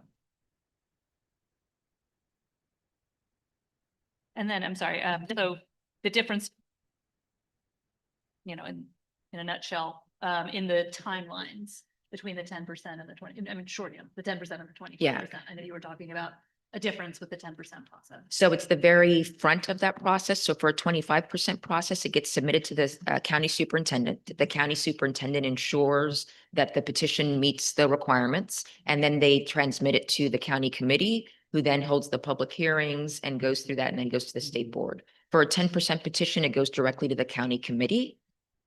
And the county committee can then hold a public hearing and basically make a preliminary decision about, yep, nope, this is something we want to move forward, or no, we're not. We're disapproving it moving forward.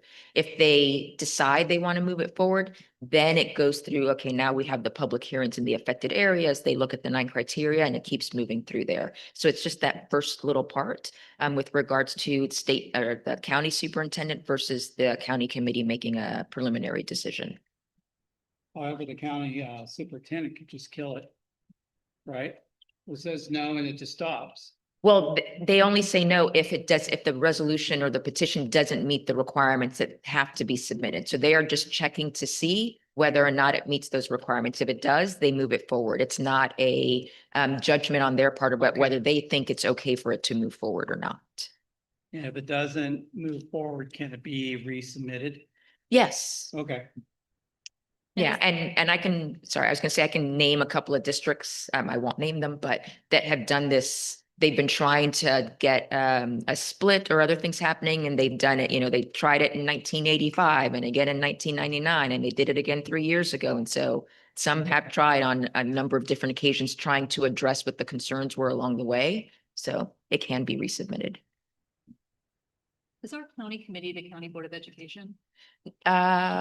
From my understanding, yes. In this In county. different counties, Yeah. it's different. So yes, in some counties, it's the county board. In other counties, they have people from the community. They have a member from the county board. So it's different in every county. And yeah, I will take your word for it because I'm not sure. That's kind of what I thought too. So thank you.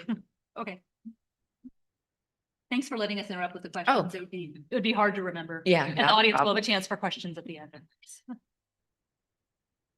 So those are those 2 timelines to move forward.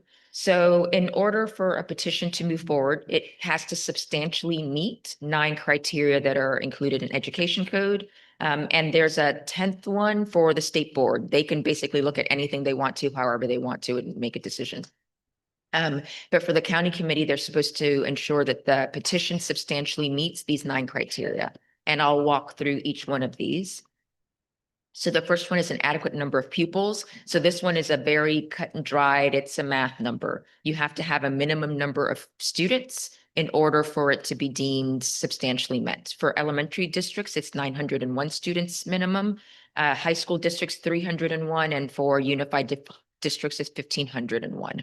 And so for all of these criteria, you're basically looking at before and after. It's going to look at the district or districts in its current state, and then look at it in a scenario of, well, what would it look like after the reorganization happens? And so it's comparing in some respects those 2 things. So in this case, it's looking at, okay, you have 2 districts that are 150 students each, and it's an elementary district. Afterwards, they'd only be 600.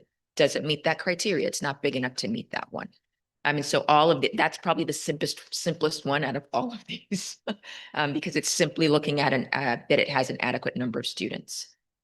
Criteria 2 is looking at community identity and wants to ensure that any new district is being formed based on a community identity. And so it wants to know, where are the schools? Where are the parks? Are there, shopping centers? What are the transportation modes? Geographically, are they close? It's a number of different things that could be looked at to determine whether or not there's a community identity there with what the new district would be. The third one is an equitable division of property and facilities. This really comes into play when you have a district that is when you're trying to either transfer territory from one to the other, or if a district is trying to split for whatever reason, because they want to determine then how's the physical properties are they going to be split with regards to where the schools are? How are the personal properties going to be split? The desks, the chairs, the buses, those types of things. And financially, how is it going to be split? bond dollars have to go potentially to, 2 or 3 different districts, depending on how it's happening, all of those kinds of things. ASB funds at school sites, all of those monies and funds have to be split when you're looking at territory transfers or moving those.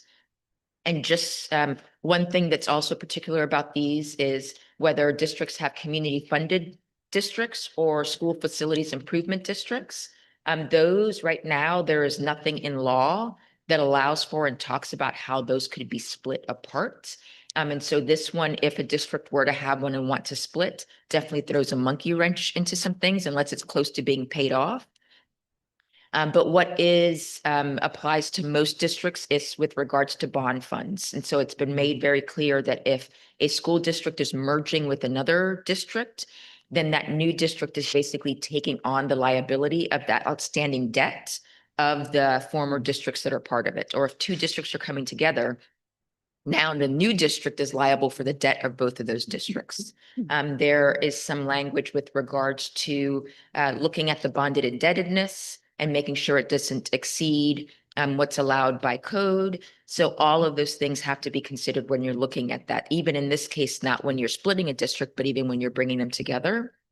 And ensuring that the voters are still being held harmless in some respects.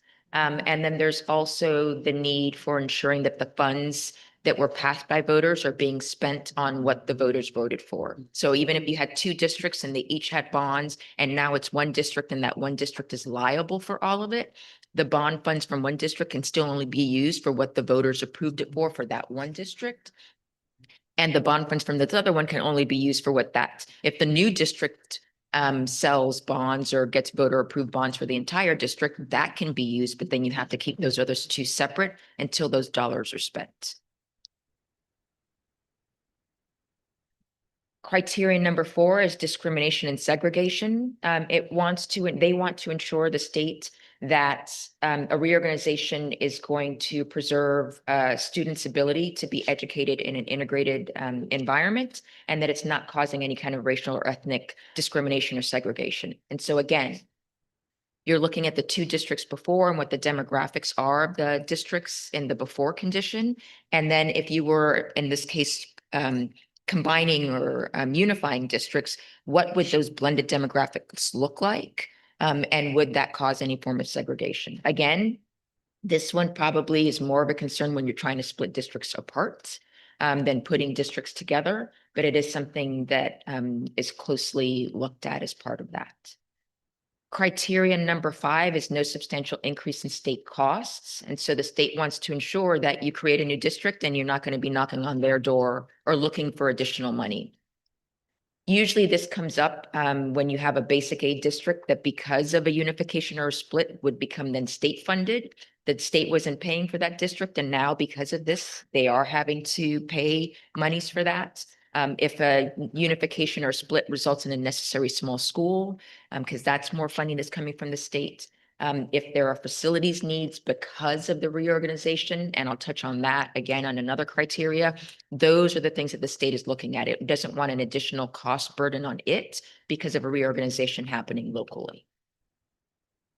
Number 6 is a sound educational program. It wants to ensure that you're going to continue to promote a sound educational program after after a reorganization has occurred. And so again, you're really looking at and comparing what are the test scores, what programs are being offered, all of those things in the before condition and the after condition to ensure that it won't result in poor educational outcomes or services or programs for students. Criteria 7 is no substantial increase in school facilities costs. And again, the thing to think about here is because of the reorganization. So you could have a district right now that needs to build a new facility, and that has absolutely nothing to do with the reorganization. And that would still be the case after a reorganization, but that's not a result of the reorganization. So just that small distinction, but it's just looking to ensure that, again, you need a new facility, you're not going to then go and submit funding. The prior speaker was talking about the DSA and those dollars, that you're not going to be going to the state through the school facilities program and saying, okay, I need, $500,000 or 13 million, whatever that is, in order to build a new school because we decided to merge and we don't have enough facilities to handle that. So they're looking at that there. Criteria 8 is the increased property values. They want to ensure that that's not the reason that you are going through the reorganization, that you're trying to increase the property values of the new district as compared to what it was before. And then probably the biggest one is criteria 9, which is the effect on fiscal status and management. It wants to ensure that you're not creating a district that then will not be able to continue fiscally and be viable. And that's not reducing revenues to such an extent where it's going to impact the educational programs that you're able to provide those students. And so with this one, I wanted to focus on a couple of things.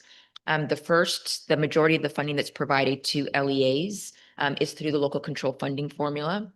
This is an equity-based formula that was put together. And so it looks at average daily attendance, and it's looking at grade levels of how the money is paid. But one of the biggest factors is the unduplicated pupil percentage, which are the students that are eligible for free and reduced price meals, or English learner, or a foster youth.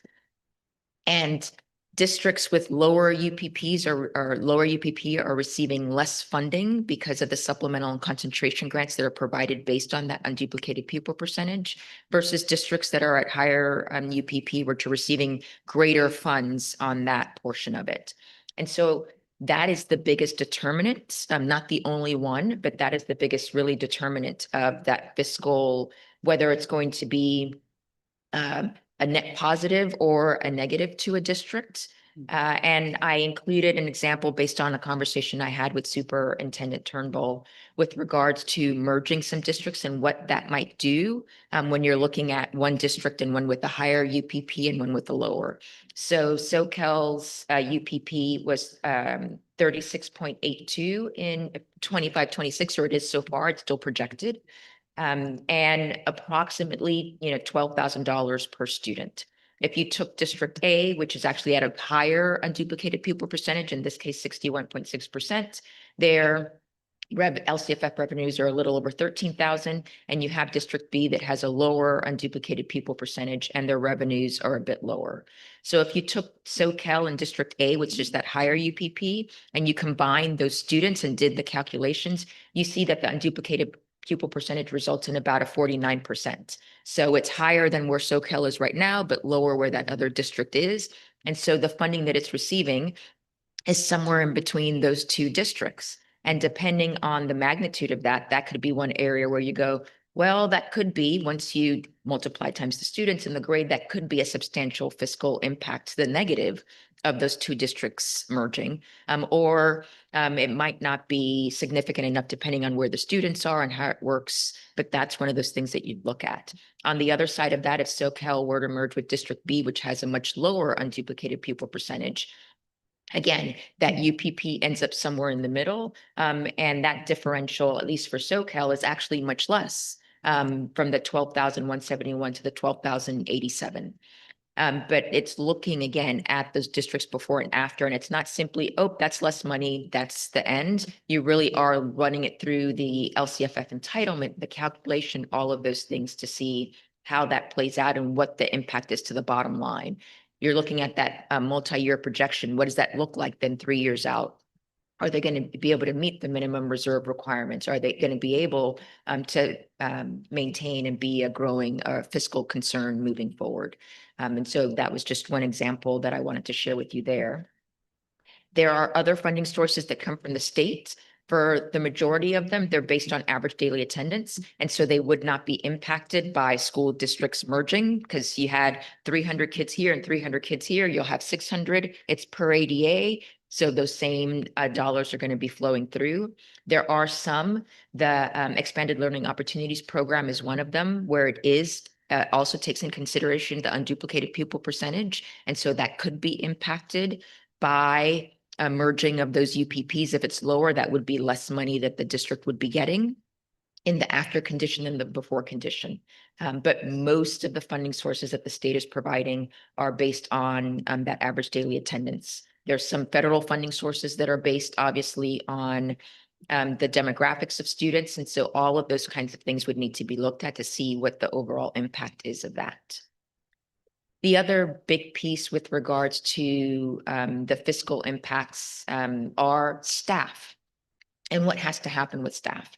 There's going to be some savings. If you're taking, 2, 3 districts and merging them, you only need one superintendent, you only need one CBO.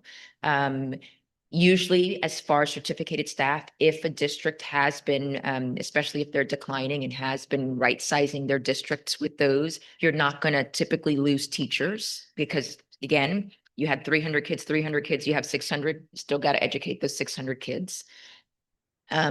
Teachers, the salary schedules will have to be merged. The new governing board has the ability to keep the same, change it. They can decrease them, they can lower them. That is the governing board. It's highly unlikely in most cases where governing boards are going to pay less. But that is the prerogative of the governing board in order to be able to do that. And typically, again, they don't reduce staff, but if there's a decline in enrollment, and that necessitates the need to reduce staff, that is something that can be done. On the classified side, you're actually prohibited from releasing any employee that's non-certificated for a period of 2 years. Their salaries, benefits, leaves cannot change for those 2 years. And so even if you're putting in new salary schedules, et cetera, in place, those basically aren't going in effect for the non-certificated side for that 2-year period. And so that's really that differential between the certificated and non-certificated or classified side of the house and how employees are treated. And obviously there's nuances. Even for certificated, it says at the end for classified that if they're at a particular school site, that's the school site they would be assigned to. But you have CBAs, you have bumping rights, seniority, and so that might change things around a little bit. So there's nuances to all of those things. But in general, that's the big picture of how you're dealing with those staff. That also applies to, with the exception of the superintendent, it provides to contract staff. So your associate superintendent, CBO, HR, if they're classified or certificated, they're treated in one or the other. There's no language in there about the superintendent. They are allowed to send you packing, I'm afraid.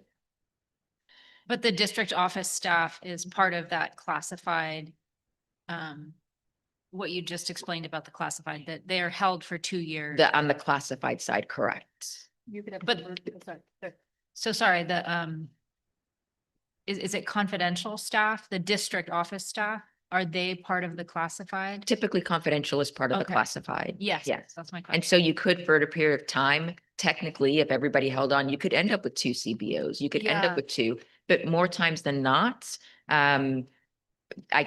most CBOs see the writing on the wall, they'll start looking for other work, and most districts don't end up in a situation where they're holding on to CBO for 2 years. But yes, that is a possibility for some of those certificate or classified staff that you could end up with a little bit of double for a period of time.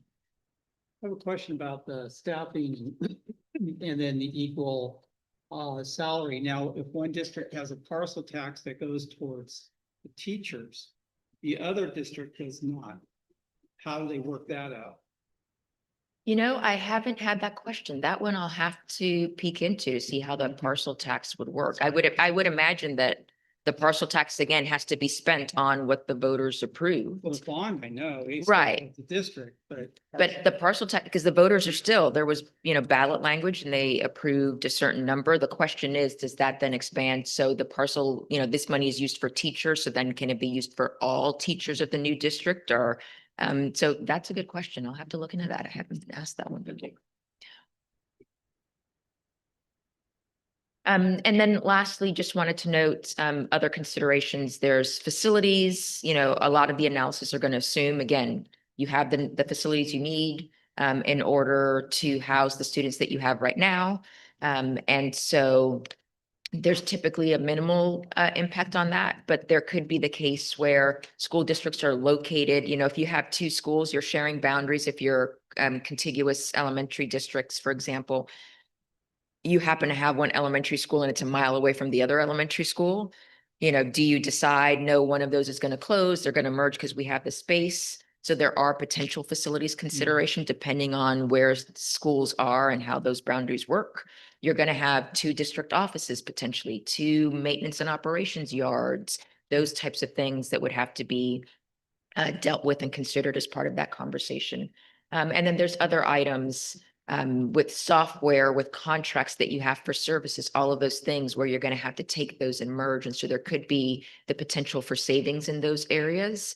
For those that aren't on the same thing, there's some software that's leased and it's based on a per student body. And so that's not going to change all that much. But that's an area to look at. And then on the positive though, is we'd have more purchasing power conceivably, because it would be a larger district that is now negotiating with various vendors, et cetera, as they're moving forward through that. And so that's something that could be of benefit to the district. And so big picture in general, that's kind of what the process looks like and what you would be going through and considering as you're moving forward with any of these. And as you noted before, especially in these situations, it's in some respects to control your own destiny, getting the governing boards on board and moving forward with those things together versus, one wanting it and one not, or having some other outside entity do it, is always something that's worth considering and looking at. But yeah, happy to answer any other questions. Thank you so much. Yeah, thank you. That was great. Really, really helpful. And just shows how layered and complex it is, but also Yeah. there are pathways, right? Yeah. It's possible. It's complicated, but it's doable. Yeah. So Brianna, what's our next, if we decided to investigate something, what's our next step? I think you'd have to have a conversation, amongst yourselves, but then what district or districts you were looking at potentially merging with. And then those governing boards, it would be prudent to have a conversation, and are they interested? I mean, just in terms of preliminary information, like if we said, just hypothetical, wanted to look up North School District right next to us, would somebody be able to provide us with figures before we float the idea? Yeah. I mean, I'd like to have data point and be able to see what it would look like if we did it, what that would mean for us. Yeah. Is there somebody that can go through the whole process with specific examples and say, here's what might happen, or here's the most likely thing that would happen, and here's how much you would save? Yeah. To let us know if it's worth, investigate. Typically what school districts would do is hire someone, whether school services or someone else, to actually basically run through that 9 criteria study that the county would typically be doing. And so it would be giving you that analysis, or abbreviated version of that analysis. I've done a couple for some districts that were interested and were curious. And so we've done just kind of a broader, not an in-depth, okay, let me look at every analysis and every line item, but hey, based on some preliminary information, it looks like this one could be met, this one might not be met, so that you have that information. And other districts have just paid for a full-blown 9 criteria study, do it as if the county were doing it, to see what that would look like. You would need, or the at least concurrence of whatever other district it is, because the data that's needed in order to do those studies, it's coming from both districts, from the financial information to enrollment and average daily attendance projections, property taxes, all of that information is needed from both districts in order to be able to do all of those calculations. It's not cheap. Yeah. I'm trying to remember the last one that we did. I mean, we're looking at $70,000-$80,000. It is a in-depth process. It takes time to go through that, and to do all of that analysis, to get all of that information. It's a time-consuming task. So generally, in your opinion, why would 2 districts come together? I've seen various different reasons. I mean, the most common, as I mentioned, is an elementary and a high school district, so they can provide just one direct path for all, for all of their students. They want to say, we want them from, TK through 12, and we want to be able to, provide that educational experience from beginning to end. So that's what you see most typically. Others, it's just, when you have smaller districts that you're starting, especially to get to the point where, hey, it's costing us, $2 to each of us to maintain a district office, and we could do this for, so it's $4 now, we could do it for $2. Those are the other reasons you're looking at. You typically see why people are trying to merge, is that purchasing power, that savings of, we're doing these 2 things right now. You have, 2 governing boards, 2 superintendents, 2 of everything, LCAPs, all of the requirements are double. And that time and effort could potentially be saved if it's one. So those are usually the reasons that you're seeing those. And When then you're- would you talk about that in terms of the unduplicated pupil count? Just why districts might want to join and why they might not when they have different unduplicated pupils? I think it probably looks at, depending on what side of that you're at. I mean, if you're at your unduplicated pupils or counts are close, then it's not going to make that big of a financial difference one way or the other. If you're at a much lower unduplicated pupil percentage and you have a district that is much higher, as you saw, you end up being a little bit somewhere in the middle. And so that's when you're looking at this analysis, see, okay, well, what's the real world impact of that? And how that might work. But that results in at least for the lower UPP district, now part of the larger one, that's resulting in more dollars, at least than those students would have received. Now there's more funds in order to be able to provide more services, et cetera, for those students because that UPP is providing some additional funding than it wasn't before. And especially if you have a district that's close and that merger will get you up over that 55% threshold to get concentration grant dollars, that is, just another huge influx of funding for districts that are at that level. Although that is only for LCFF districts, right? A community funded district would they have concentration dollars in addition to being community funded? So what happens with community funded districts is that the state basically runs the LCFF entitlements, figures out you're still entering all the information, figuring out your UPP, all of those things, and says, okay, if you, this is how much money you're entitled to receive. And then it's looking at your property taxes simplistically and saying, is it more or less than what you're entitled to receive from the state? And if it's less than what you're entitled to receive from the state, then you're state funded, your property taxes go towards your entitlement. But if you're receiving more, then it's community funded. So technically as community funded, you're receiving minimal amounts from the state. There is a minimum state aid that's provided, and that's based on a calculation of what you were receiving under the old revenue limit model. And you're receiving some other small funding sources, but otherwise the state is saying, nope, your property taxes more than cover what you're entitled to.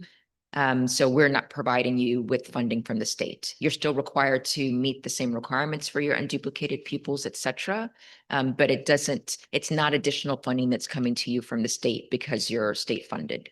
And that doesn't affect whether it's supplemental concentration-based grant, it doesn't matter. You're receiving more money in property taxes than the state would provide to you.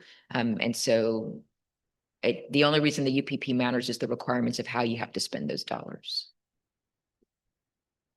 That kind of brings me back to the criteria in 5, where you talked about the no substantial increase in state costs. So if our district, for example, is teetering towards basic aid, and in maybe 3 years down the road, it's actually deeply in basic aid, and then a neighboring district is not and is receiving, their LCFF money. I guess that's the magic 8-ball question, or, would a merger of a basic aid and a LCFF district then not meet that criteria because it would cost the state more money? Well, I guess it depends on how far into basic aid you are and how far into or out of basic aid they are. Because you put all of those numbers together, you run the calculation, you go, okay, now your property taxes combined, is it enough or not enough? And so that one, it really depends on, again, how far one is in basic aid and how far one isn't in basic aid. Because if you have, I could see an example where you're, $100 into basic aid and, they're $50 not outside of it, that it could, okay, so you're still 75%, there, and you're still a basic aid district and it's not. And that actually now is saving the state money because now they're not even paying for that district that was state funded, versus another scenario where you're so far into basic aid and they're only receiving, they're 99% UPP or something, then it could tip in the other direction. But the only way of knowing that is, okay, what districts are you looking at? You do the calculations and see where it lands. But that is And a I've had my consideration. Sorry. And the interesting thing with basic aid districts, sometimes depending on how our community funded, where your property taxes are in those first couple of years, some of them cycle in and out because once you become community funded, there are some property taxes. There's, I never remember what ERAF stands for. We know about that. Yeah. ERAF, you don't receive that many more. There's supplemental taxes that you don't receive anymore. So some districts are like, oh, we're basic aid. They take that money away. Nope, no, we're not. So there's these couple of years until you're really into basic, Yeah. so there's those impacts. Yeah. Maybe this is I don't know, basic question, but, so you talked about once you're like more further down the process and this is happening, and then potentially you might, need to close a school or negotiate a contract with one of your internet providers. Who's deciding that? Is it like the new board or are these things like kind of committees along the way? Most of that would be happening because it's the new board that has the authority, just like you have the authority over this district. It's the new board that has the authority to enter into agreements and whoever they hire for that district. There is this transition period as you're getting a new board in place, and usually the county superintendent is helping out a great deal more in that slight transition period. But ultimately, that new board is the one that has the authority to enter into those agreements for the new school district. And then that new board would negotiate the contracts with the teachers. Correct. So, but potentially like a district that was, does it ever happen that the teachers in one district might make less after a consolidation? The new board has the ability to do that and make that determination. Yes. Okay. They have the full authority to set the salary schedule, and that can be higher or lower or the same as it was beforehand. So the process is not, it doesn't really name what it looks like at the end. It just says, is this viable? Yes, we think it is. Now you and your new board decide how you want it to look. Correct. Okay. And what a lot of districts do, especially when they're merging like this, is they start having conversations in advance and how are we going to set this up and what is it going to look like, and start putting some of those Right. things, in place and start having those conversations. Yeah. But yeah, no, this process is just saying whether or not it can be approved, it's going to send it to the voters. If the voters say yes, then a new board is seated, elected, and they're the ones who are going through all of this and figuring out all of this new stuff. It's a little hard because the voters, they're not actually, don't know what they're voting on in the end. There's just kind of, yeah, we like the process and. Well, they're going to be Yeah, voting on. we don't know. Yeah. Well, no, at that point, when you put forward a petition, you're putting forward a petition that, school district A and school district B are going to merge and become one district. Here's the new boundaries for this new school district. And so what the voters are voting for is, yes, instead of 2 school districts, we want one that's going to be run by one board to do all of this work for us. Right. So that's what they're voting on. Yes. Yes, they're not going to know that What it it's looks like. you Yeah. doing this, that this school, correct. Yeah. Yeah. Okay. Any other questions from the board? Okay. Yeah. Then put it out to the audience and then bring it back to the board for more discussion. Excellent. Do we have any audience members who have public comment on this item? If so, come on down. Questions, comments? Come on up. Yeah. Do you mind coming closer to the mic? That way all of our friends on YouTube can hear you. Oh, of course. So one question you mentioned with the 10% path, that a city council or county board of supervisors could vote to have a school district, merge or taken over. So for us, we have this school sits in the city of Capitola and the other 3 schools sit in the unincorporated county of Santa Cruz. How would that work? So they don't vote to have it done. They would vote to put forward a petition for the it to ballot. happen. Correct. So they Correct. could put forward a petition to say, we want these 4 school districts to merge into one school district. And then it would go through this process. And so in a case like that, if it was something like the county of Santa Cruz put forth, we have 12 school districts and we're one of the smallest counties in California. It would be kind of, have there ever been any circumstances where it's like a county-wide movement, not kind of a school district by school district trying to consolidate? Like who, does it usually come, I don't want to call you guys top down, but I will. Or is it more of community led? Like how how successful, I mean, I would see a community-led being a little bit more successful. Because everyone has buy-in it. You know, there's some circumstances where some schools quote unquote win, some schools lose. But has there been any cases in the state of California where it's more of a county-wide effort that does something like this? So you asked two questions. So I've never heard of, that doesn't mean it hasn't happened. I've never heard of an entire county coming together and merging into one large school district. Again, doesn't mean it hasn't happened, especially in years past. But I know in the recent, at least 15 years or so that I've been doing this kind of work, I've never heard of an entire county doing it. There are instances, and I've worked on some where it is homeowners or community members within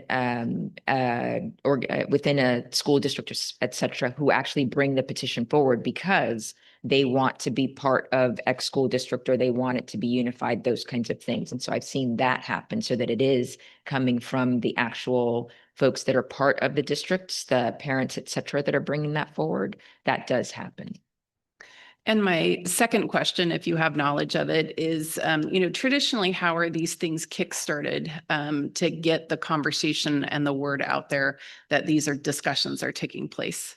I mean, how does community involvement traditionally happen with these, especially if you're working with multiple districts? Yeah, I don't know about traditionally. I know I've heard of districts that, yeah, at public meetings like this, they bring it up. They set up, you know, Facebook groups. They start to reach out to other parents that they know and start to, you know, kind of build a consensus. And so usually when it's coming from that direction, it really is much more grassroots. They're showing up at city council meetings and talking to the city council about moving this forward. And sometimes it takes a little time, but then they have typically pushed for then the governing body to, all right, we want to do this in those instances where it's larger versus the community members putting it forward for entire districts to merge. When you typically see the community members ones, it's usually territory transfers. So we want our development to be part of this district instead of that district kind of thing. Yeah, not a lot of new development here. Yeah. Well, even existing developments, it's one of the ones that I saw was a fan for, you know, the school district boundary lines were drawn, who knows how long ago, and a development got built and it straddled both lines. And so 20 years later, they're like all my kids play with the kids across the street and they're going to two different school districts. We want to be in one school district. So yeah. Great. Thanks. Anyone else from the audience? Yeah. Right. Is it okay if I talk from here? Yep. Talk about? I think Oh, Are you? it picks up better on YouTube if you come to the mic. Sorry. we might have dozens of viewers. Viewers at home in advance. And all the Wow. houses related. I know. Okay, so I'm trying to understand if I were imagining you here to sort of sell district consolidation or merging or reorganizing, it doesn't sound like, I mean, as I'm listening, I'm trying to hear the benefits and the cost of thinking about it for myself and what districts, why they would do it. And I heard you name a few different reasons. And Robert, you were asking about like, well, how can we get some actual, just to see is it worth it, you know? And I was along those same lines. And so a couple questions. One is that the unduplicated, the UPP, we'll just call it that. We know our number. We had that up there. And then you did District A, District B. Those are just hypotheticals. You weren't taking from our local county. Is that right? I did take two districts. Okay. So that's what I'm wondering. Is that's accessible to you? Is it accessible? Please forgive me for, I don't know, you know, what I'm talking about. I'd rather. So is it something that you all have done or that you can get those numbers and do those comparisons? Because when I saw that was really compelling. It's very clear if we're courting districts, if our intention is to, hey, we've got declining enrollment. Hey, we don't have this LCFF funding is not working in our favor. We're not sure about basic aid. Is it true that merging districts would put more money in the bank, would give students more opportunity and create a better school environment? It would reduce the admin. It would put maybe more money in the schools. If that's what our mentality or our thought is, which I could tell you would be my thought if I was thinking, hey, maybe we can't be our own district if we can't afford it, because if there's this much little money to give for a cost of living and all these things, then maybe that's why we would be looking to join another district if we can't do it ourselves. when you were talking about all those things, I was like really trying hard to listen if that was somebody's motivation. And some of the examples that you gave, I didn't hear that as a clear motivation. Would you say that is sometimes why people would look for it? And if yes, great, you're nodding. I'm just going to go with that. Then we go back to that UPP situation, because if we're courting districts in our county, which there are 12, who knew? What would we be bringing to the merger? If all of those things that you're talking about, like imagine if at a parcel tax district, those teachers who happen to be living there got, that is hilarious to imagine that we would still be getting that would be, let's not do that. I mean, I don't, I'm just talking for myself right now. So what I wish I could hear is a clear, this would be worth it because, or these two districts have come together to consolidate, the district offices so that more money would be in, which is my thinking. And I don't see that with that UPP, if we're not going to go those deep dives of the taxes that you were saying. Is that the first level of where we can look? UPP, because the similar one where it was B and B, there's potential there for whatever that school district was that was closer to ours, where, okay, maybe we're averaging and there's a possibility to look. Is that something that you all look at if we were to continue this conversation? I don't think you can, I don't know if you can answer this. If you don't mind, I'll take a crack at it. Okay. Of course, we have our expert here in case I say anything that isn't accurate. So I'm just gonna say what's usually kind of thrown out. Why don't we combine with Live Oak, right? Thank you. And so Live Oak has a substantially higher UPP count. I don't remember it right now. I want to say it's 60 or 70. It might have even been District 8, but I know Brianna's being very careful about naming districts because we don't have agreement that district wants to collaborate on this necessarily, right? Yeah. And so when I did the really top level and nowhere near the in-depth analysis and knowledge, that Brianna presented, right off the bat, let's just say, if you were Live Oak and you have a high unduplicated percentage, you're not only receiving supplemental funding, you're receiving concentration grants, right? Because of that high unduplicated count. And we're relatively low, in the 30s. And so what would be the advantage to Live Oak to wanting to do that, right? Because it would dilute their unduplicated percentage and bring that down for the district as a whole, right? So there's really no advantage for them to consider that. And then recently, as we know, we've been on the cusp of basic aid and wondering what that might look like, saying this in the nicest way possible, but their district might dilute our opportunity to become basic aid district, right? Or deep into basic aid district. So very top level analysis, the one that's usually thrown out there, doesn't seem to meet the initial threshold. But that's a very top level analysis. We would have to go to one of these more in-depth studies to dig deeper to see if that top level analysis is accurate. Yeah. Thank you. That's Yeah. great. Because that's what And then the other one, is Santa Cruz City Schools. We know, that they're divided, they're one district into two, right? With a Santa Cruz City as elementary and then a separate high school district. Their elementary district, not their high school district, is basic aid. And so, there's a possibility that until we get further along in basic aid, we might actually dilute their status as basic aid. So are we an attractive dance partner? I don't know. Right. It wouldn't seem so that the numbers line up on a very top level analysis, but I'm not saying that I've dug as deep as one of these Great. more thorough reports would do. Thank you. That is so helpful. Thanks, you guys. Thank you. Yeah, I think the only thing I was going to add is UPP is definitely one thing to look at, but I wouldn't go, oh, that analysis works, so let's run with it, just because there's so many factors that go into doing that calculation that you wouldn't just want to go with that and go running through the door with it, that you really want to kind of break that down a little bit more. Questions from our in-person audience who are sticking with us? Thank you all. Nothing on email. Okay, nothing on email. You're so great to have you. You're such an expert. Sorry, last question, that if a district is basic aid, in your experience, is that are they looking to consolidate, or is the fact that they're basic aid community funded kind of more self-sufficient in that sense? I mean, I can't say that I've talked to any districts that have looked at reorganization based on that factor or not. I know most basic aids do like their self-sufficiency and like to control the ADA and the number of kids because of the amount of money that then they have for their students, just in general. But I don't know specifics about, or I haven't heard of any that are looking to reorganize or not and have that, thought, yeah. Okay. Yeah. Would that be where they are trying to like align with the high school? Like if basic aid elementary district are consolidated to like align with, the right Santa Cruz City, like, not saying that's what the person was. But would that be a reason when those basic aid districts combine to then align with the high schools that are within that other basic, like, that other district? Yeah, it's possible. I mean, there's just so many reasons why. And sometimes, no, it's the educational programs, and that program is amazing if we could have it for our kids. And if the finances work to allow that to happen, wonderful.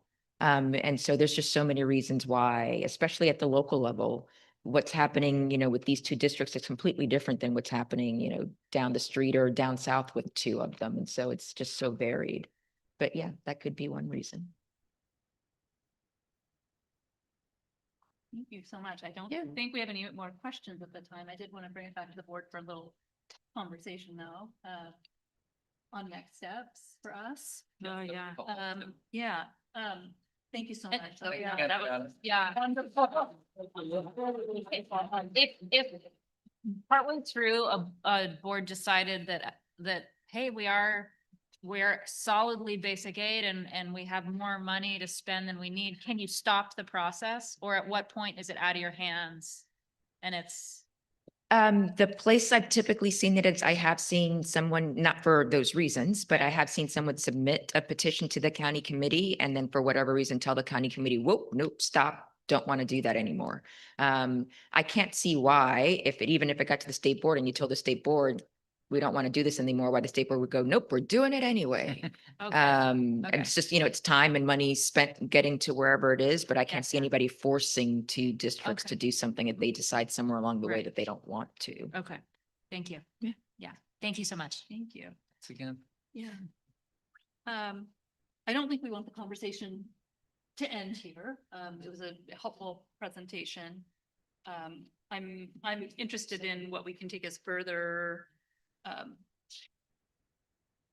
analysis, at not too great of an expense. I'm curious if we would consider, and I don't know if it needs to be on a future agenda item, to consider like a board committee, to kind of further explore, so two board members, EO staff to try and look at numbers that we have access to and maybe make a recommendation or report out to the board in a future meeting where then we can think about, do we invest more money in deeper studies? And is that something that makes sense as a next step?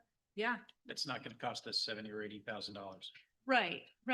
Because it's really important and it potentially down the road really might make sense. And you don't know until we had our top level analysis that we talked about back in September. Now we have a lot more information about the process.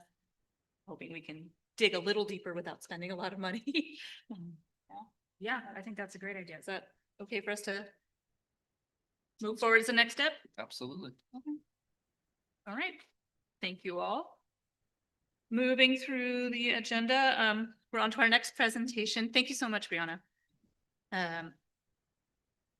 And then I'm hoping maybe after the presentations before action items, we might take a 5-minute recess if that's okay. 7B is our presentation from Chris Alimos, Assistant Superintendent of Schools regarding student services. Good evening. This is gonna be the first time not presenting while standing, so I'll do my best.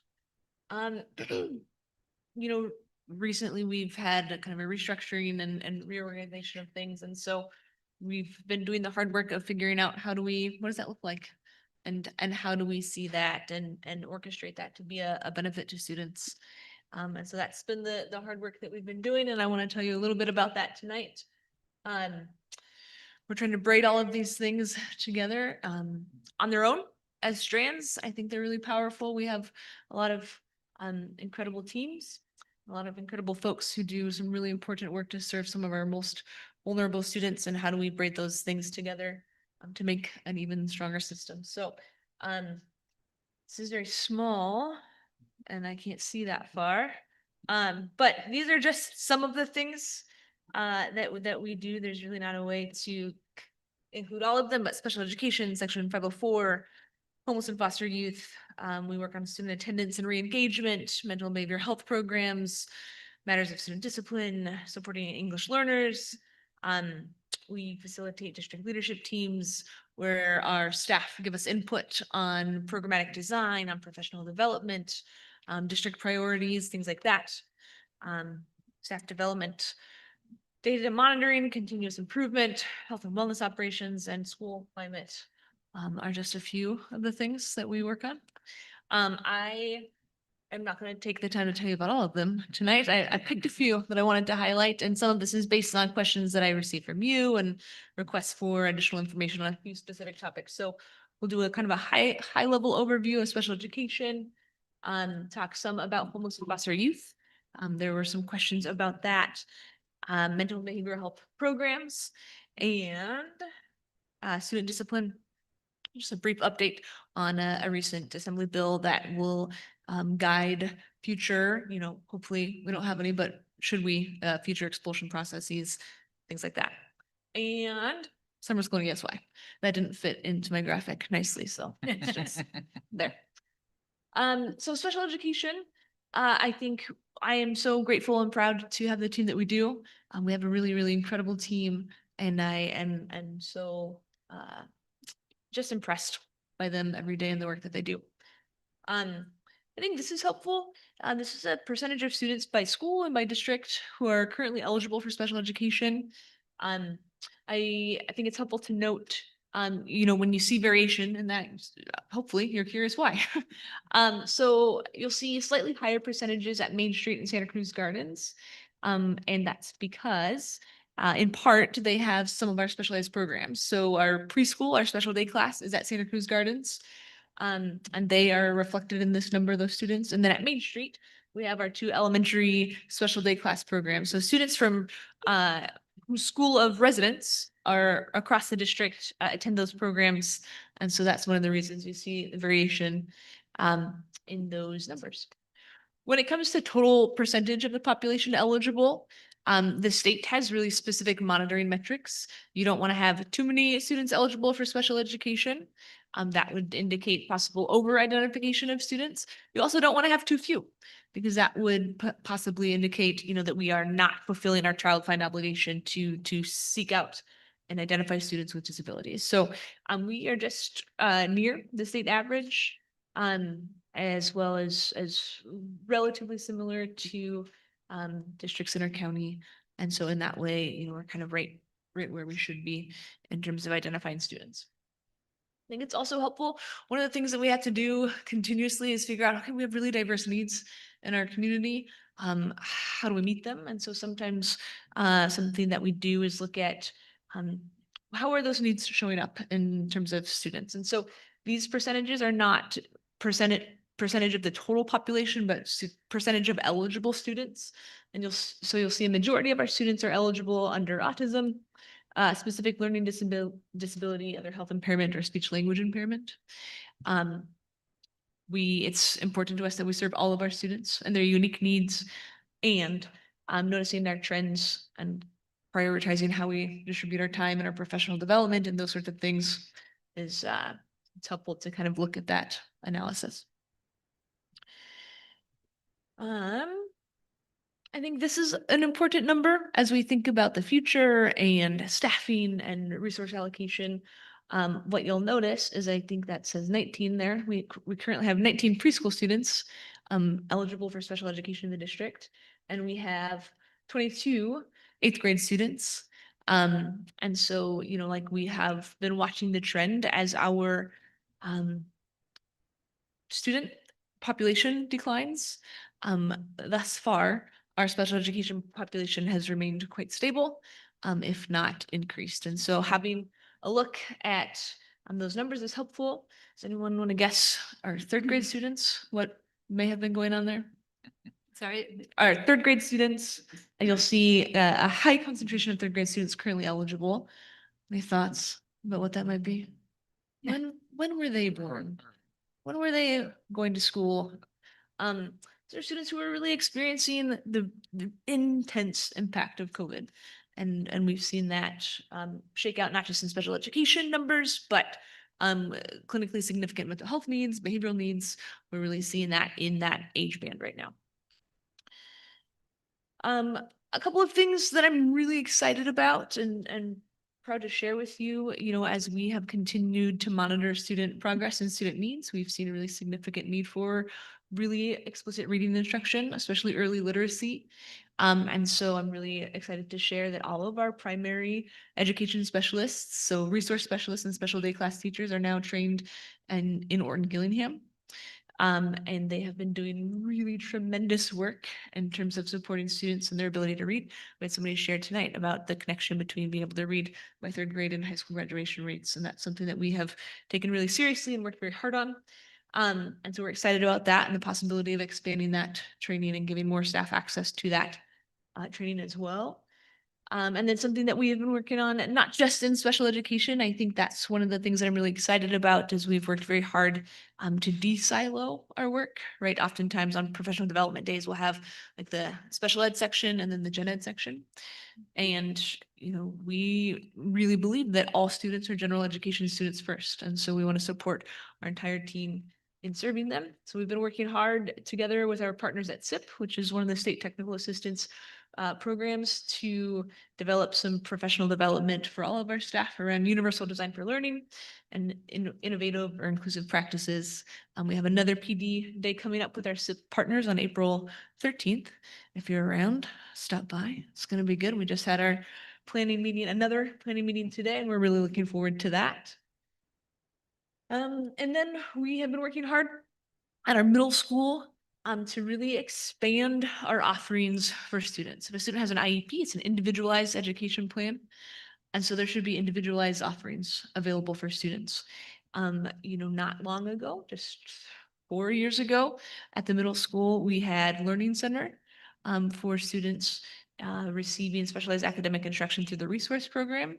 And then we had our self-contained special day class. And I didn't do the final count, but we were working on our program redesign, and I think we have 16 different class combination options that we'll be rolling out next year. I'm really excited to share that we have been doing a year-by-year rollout of co-teaching. So we started with just 6th grade. This year we've been doing 6th and 7th. I'm really excited to share that next year we'll be able to offer co-taught ELA in 6th, 7th, and 8th grade, and co-taught math in 6th, 7th, and 8th grade, as well as a learning center. And I'm very excited, speaking of Orton-Gillingham, that we have found a way to provide a reading intensive section as we look at the data, not just for students eligible for special education, but all students really significant needs in the area of reading. Our partners in Santa Cruz City Schools have developed a reading intensive program at their high school, and we're nice enough to let our team come and observe and kind of learn from the program that they've rolled out. And we're really excited to roll out something similar at our middle school so that we're really meeting the needs and being responsive to what we're seeing in terms of our students and what they need. I'll pause there. Do you want to ask questions as I go or at the end? I did have a question on my face, but does someone else have a question on their face? I was curious about, for a little more detail about the intensive reading instruction and what that looks like. Is that a student's elective time or is it? No, it's a good question. So we typically, how for our education specialists or resource specialists at the middle school, all of the sections in their schedule are rostered sections. And so for a student to be receiving support during that period, they need to be rostered in that class. And what we did was we looked at the numbers and we said, hold on, we know that we have some students who without this reading and intensive support are going to really struggle to access their general education classes. And so what we've done is we're proposing an unrostered period where we can force, very similar to the elementary model for service delivery, where we can form small groups. and do targeted service delivery during that period, so that students can be in their gen ed classes, receive targeted pullouts, specialized academic instruction during that time. Does that answer your question? Yeah, so would it like be in their ELA class or? That's just the tricky part of the schedule puzzle. There's never a good time for a student to miss class, No. right? And so it really will depend on the student's schedule because the resource specialist who will be delivering that instruction, right, it'll be during a period of their day. Mhm. And so that's, one of the challenges that we always have to discuss. Part of our legal obligation and I think moral obligation is to discuss the potential harmful effects of special education and access to services. And so we always do our best to mitigate and minimize those risks. And one of the challenging realities is you're gonna it has to happen sometime.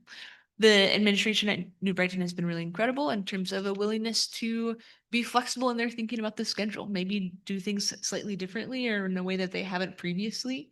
When we talk about equity, we plan for our most impacted students first, and then we build the rest of the schedule around that. And so Ms. Hadrius especially has been so open to rethinking, okay, well, we've done the schedule this way previously, but maybe there's another way where we can restructure some of the sections so that that impact is minimized. Thank you. No, I had a SIP-I question, but I know it's later in the presentation, so I'll Yeah. save it. Okay. We did have a question about homeless youth and how are we meeting their needs in our district? And this is something that we've been really working hard on. And so, right, just to kind of circle back, I think sometimes when we think of homeless youth, we think specifically only of students who are unhoused. And the definition goes beyond that. So I just like to remind folks that it's students who are doubled up due to hardship. In some families, multi-generational homes or families living together is just the choice that they've made. Doubled up in this context specifically refers to families who, by loss of housing due to financial hardship or crisis, have now moved in with another family. Families living in hotels or motels, families living in shelters, or families who are unsheltered, living in cars, parks, camping, those sorts of things. So right to students eligible under Medicaid even so, I think this is an important thing. So they have a right to immediate enrollment. For families in transition, you might not have all of those documents that you need to register for school right away. Doesn't mean them less important, but it doesn't mean that just because of your situation, you shouldn't be able to enroll in school. School stability. So this specifically refers to the right to remain. And so if a family was to be enrolled in a district or school, and by nature of crisis or circumstance were to be in transition, they have the right to remain at the school of origin if it's decided that that is beneficial to the student. Transportation. I want to give a big shout out to our transportation team and also Santa Cruz City Schools. We have a family, speaking of the right to remain, who found themselves in transition while attending our schools and are now residing in the Reveille Shelter, which is in Santa Cruz City's attendance area. And we have partnered with Santa Cruz City Schools. So they are providing transportation to one of the students who attends their middle school because they were already coming here. The Chrysalis program is here. And so we were able to work that out. And then our transportation team was able to work to, we tried to reroute our bus routes to be able to transport the student who's attending the elementary school, and we just couldn't. And so we have contracted with a private transportation company to make sure that that student has the ability to get to school. And how that works funding wise is the cost is split between the district of residents or the district where they originated and the district of residents where the shelter is. And so we're thankful for our partners in city schools that we've been able to really support those students.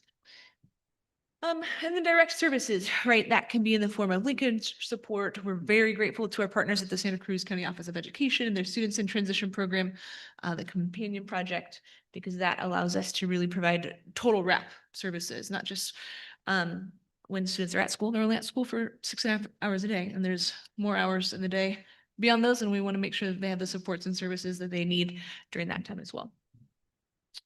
I think this graph is wild to me. So this is a tracking over time starting in 2021 of the number of students eligible under McKinney-Vento in our district. You will see a really big change over time from 23 to 24 to current year. And I want to explain that because hopefully you have questions about that, like what has happened? And what I will say has happened is we have really doubled down our efforts to seek out and find students who are in transition. We changed our practice in 24, 25 for how families complete the housing questionnaire. And I think these students have always been in our district. And now we are being so much more proactive to find them, to survey them, to ask what their needs are, and more proactively meet them. And so I don't think it's the case that, you know, this many students in our district have lost housing for one reason or another. I think it's just we're working really hard. We have incredibly talented office staff, counselors, folks who are working to make sure that we know about these students so that we can serve them. At present, there's 28 students in the district eligible under McKinney-Vento. And I'm so grateful for the teams who are supporting them and taking care of them. I'll pause there for questions on that. Well, actually, you probably mentioned it, but the double up housing, motel, hotel, shelters, they don't need to be in our district. Just a child was in a school in our district previously. Yeah, yes, it's a little more nuanced than that. Oftentimes you'll hear if you are in transition, you can just go to any school that you want. And it's really specific to the right to remain. So if you were attending a school or in one district at the time of transition, you would have the right to remain there. So the answer to your question is yes and no. It's yes in that a family was enrolled in our district, they found themselves in transition and were able to get into a motel out of the district. They would have the right to remain in the district if in the best educational interest of the student. But they can't move from another district into that motel outside of our district and decide to come to our schools? Yeah, that's not typically how it would work. Okay. Yeah. Good question. Other questions? Family were doubled up, for example, so in, you know, not the ideal housing situation for their particular needs, but they're doubled up, they're in our district, they're attending our schools, and then they get a housing opportunity outside of our boundaries, but it's, you know, it's like a Section H apartment or something like that. In that situation where they move out of our boundaries, would this allow them the opportunity to stay in a school here? Good question. At least for the remainder of that school year. So if a student is in transition for one day of a single school year, they are eligible under McKinney-Vento for the entirety of that school year. And then every year we reestablish McKinney-Vento status. And so it's possible that in the future year, once their housing has stabilized, they would have to attend the school, the district in their geographic residence area. Allows for transition though. Yeah. Other questions on that? This is impressive that you were able to really uncover students that need our help. Yeah, thank you. It's, I made the form, but it's a lot of other people who support families in completing it. So really grateful for our team. Mental and behavioral health. I am so grateful for our team. I'm grateful that our team has expanded to include wellness coaches this year, and the work that they do is really tremendous. And so I think sometimes when we think of counseling, we think of one counselor sitting with one student, talking to them, and then that's kind of it. And so I think it's really valuable to expand, you know, what we know about our counseling program. And so one of the most important tools that we use is our universal screener. And then the circles kind of get smaller and smaller as we go. Universal screener is really valuable, not just for identifying specific students in need of support, but also for us in terms of designing our whole class instruction that our counselors and wellness coaches deliver, and identifying trends, needs for professional development in specific areas, et cetera. And so our universal screener is really important to us. And our universal screener process has really become a model that districts across the county are leaning into and asking a lot of questions about, and we've been excited to share with them about that. We use those screener results combined with cost referral data, California Healthy Kids Survey, climate surveys, to do the hard work of informing our program design and instruction, like I mentioned. And then sometimes that leads to the formation of small groups based on kind of trends that we see in terms of topic needs or concentrations. That also leads us to individual counseling, referrals, et cetera. And then student well-being, right, is the ultimate goal of that program. And I think one of the things that we do with our universal screener is when we get the results, every time we administer it twice a year, I really like spreadsheets. But more importantly, I want to measure, is it working? Is what we're trying to do happening? And so something that we do with our universal screener results is we look at the students who are rated as being in the clinically significant range, and our counselors follow up with every single student individually to touch base and try to understand more about what's showing up. And I think that follow-up is really important for a couple of reasons. One, it helps us understand where students coming from. My favorite, not favorite, but a really helpful story one of our elementary counselors shared is there was a student who said on their universal screener, I feel safe at school, never. And that, like, I really want to know about that, right? So they followed up with that student, and it's because there were yellow jackets at lunch, and they were really, really scared of yellow jackets, which is an important concern. And we wouldn't have known about it without the universal screener, but that perspective and that follow-up gives us really important insight into students' kind of mental state. What we do with those individual follow-ups is then we calculate the percentage of students in the clinically significant range who were already on our radar. And we measure, like, our identification systems, our referral systems, are they working? And I'm really excited to report that for the students in the clinically significant range on the BERI, which is kind of the combined score, it was about 95% of them who were already on our radar. A slightly lower percentage of students for internalizing risk factors, which makes sense because they're internal. And I think our not just our counseling staff, but all of our staff are really tremendous in that they lean into curiosity around that and think, how can we get to know our students better? If they're silently suffering, we want to know, and we want to be able to support them. So I wanted to share with you just our most recent administration, I think took place about 3 weeks ago. And this is for 3rd through 8th grade students. On this slide, you'll see the kind of acronyms and what they measure. And then on the next slide, you'll see the distribution of students either in the elevated range or the extremely elevated range. And like I said, you know, we're seeing a real increase in the internalizing risk. Students who, for whatever reason, are experiencing anxiety, other internalizing risk factors, emotional struggles, depression, things like that. And so our teams are really working hard to kind of dig into that information and think, how can we proactively support those students?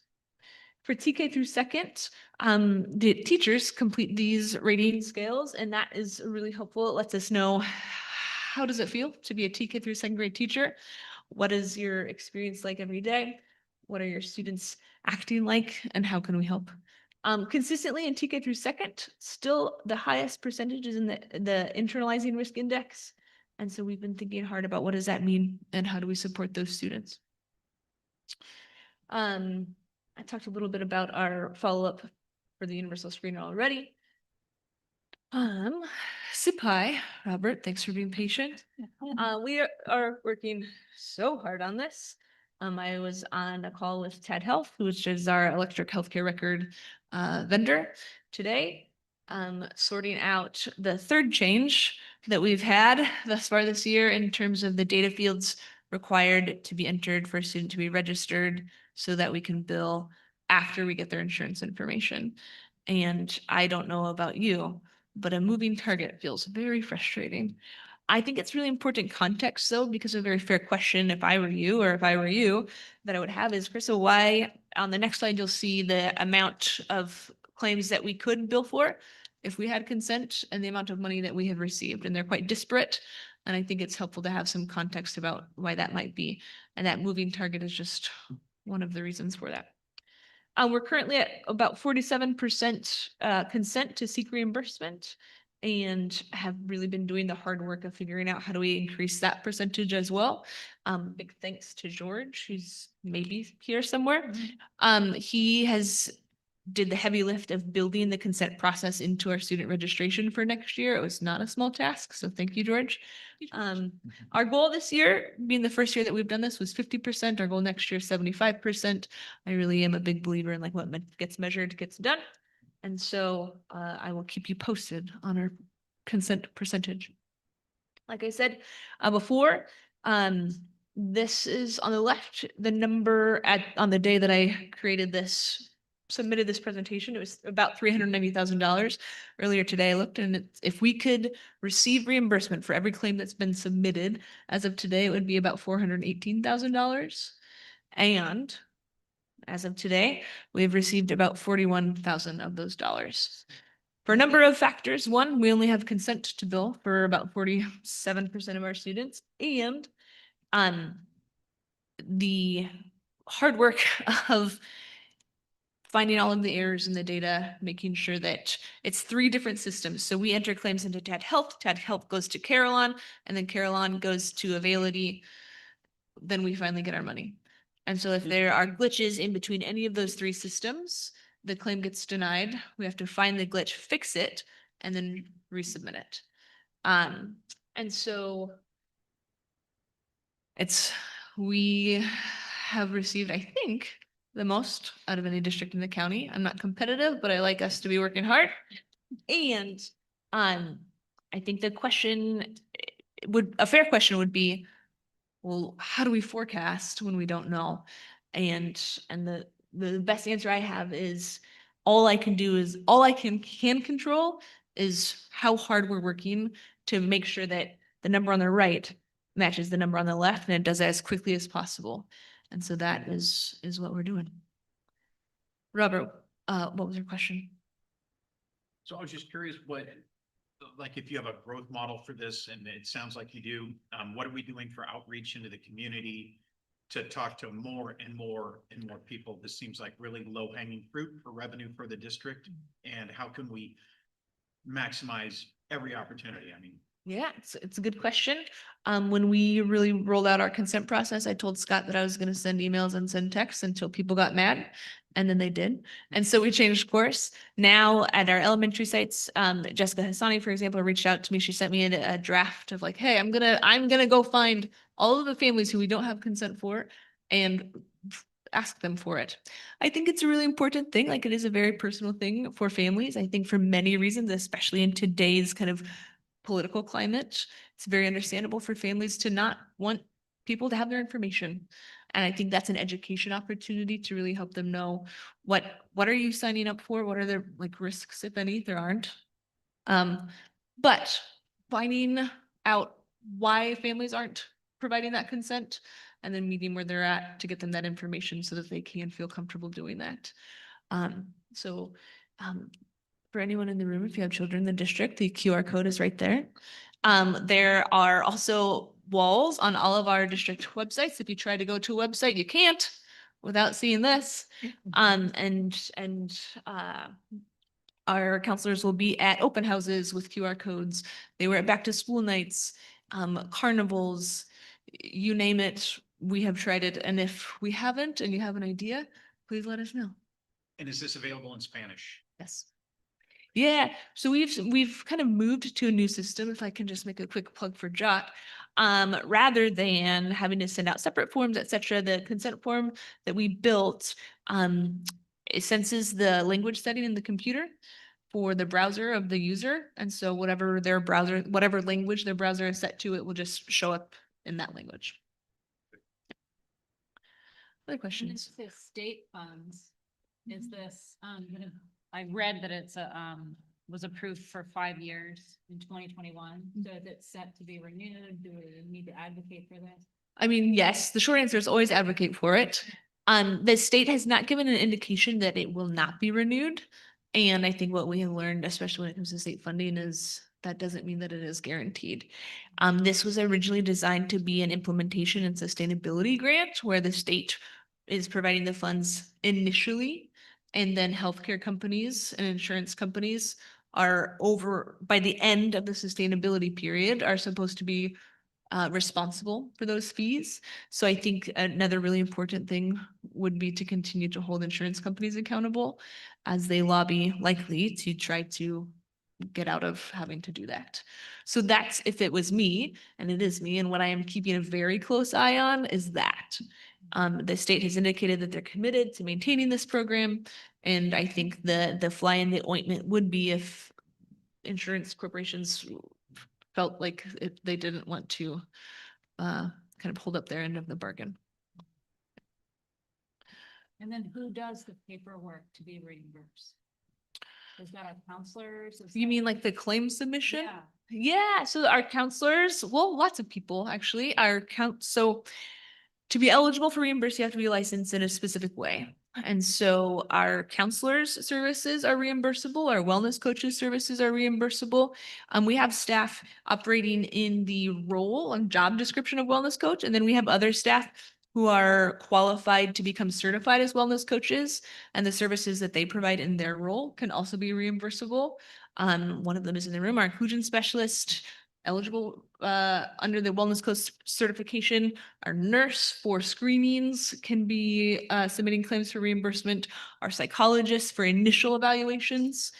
We can submit no claims for services provided to students for the purpose of implementing an IEP. But the evaluation process, the initial evaluation process for students not yet eligible for special education, that's reimbursable. So our psychs are able to submit reimbursement. And I think now I have named all of the people who can submit reimbursement. All right. We had yes. Is it okay? Okay. A few board meetings ago, somebody asked, hey, are you pursuing grants? Yes, we are. And we got one.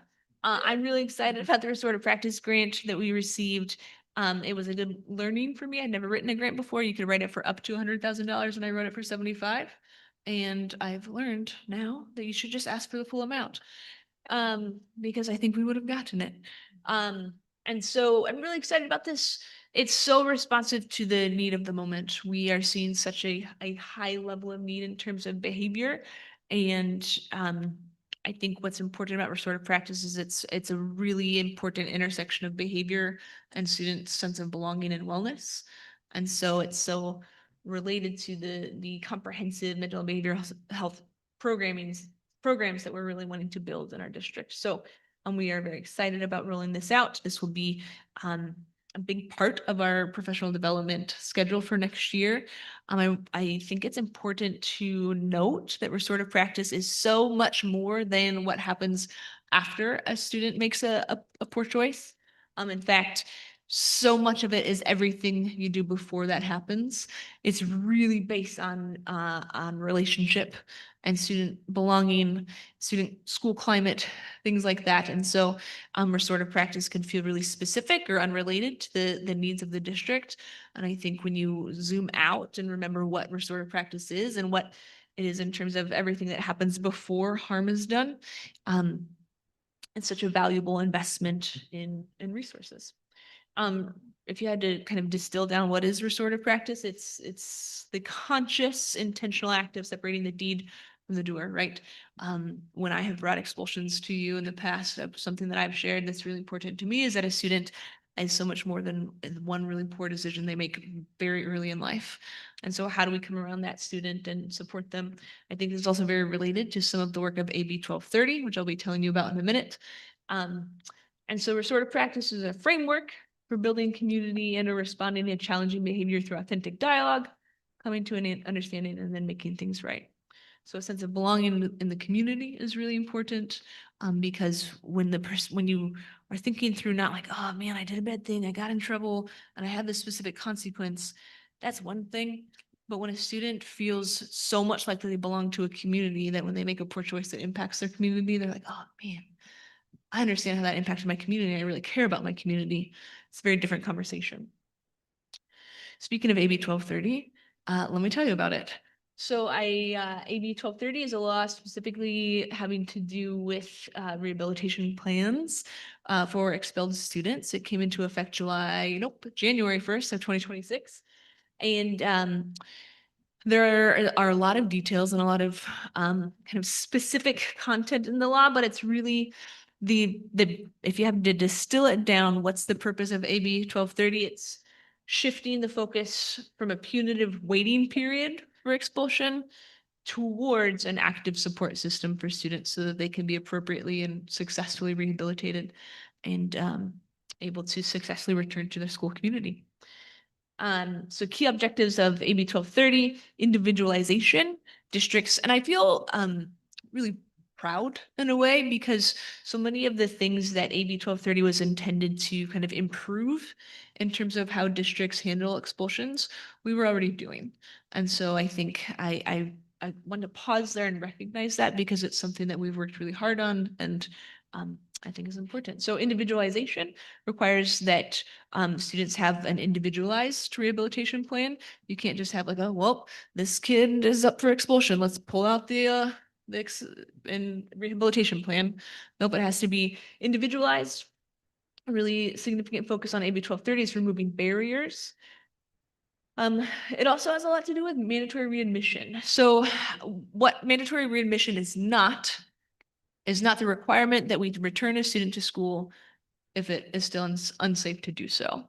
So I think that's really important because I know that not oftentimes, the only time that we should be considering expulsion is if there's a threat to student safety. And so what AB 1230 is not a requirement that districts lower their standards in terms of safety.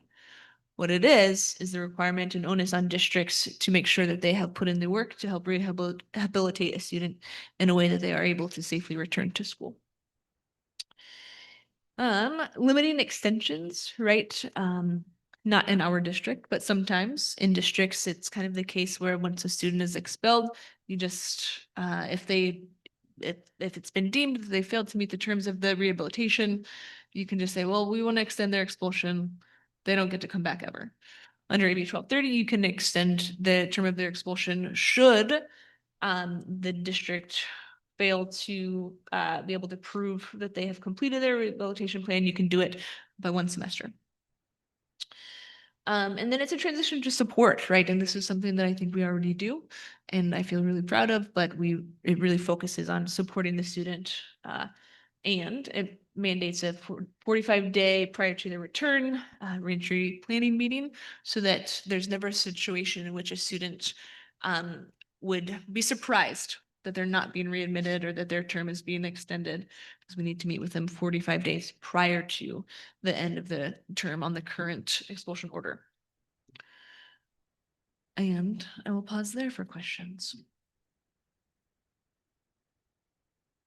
There is a document linked on the last slide on the top right-hand side. I think it's behind. Yes. Yeah. It's much more detailed and I put that together for you all as well.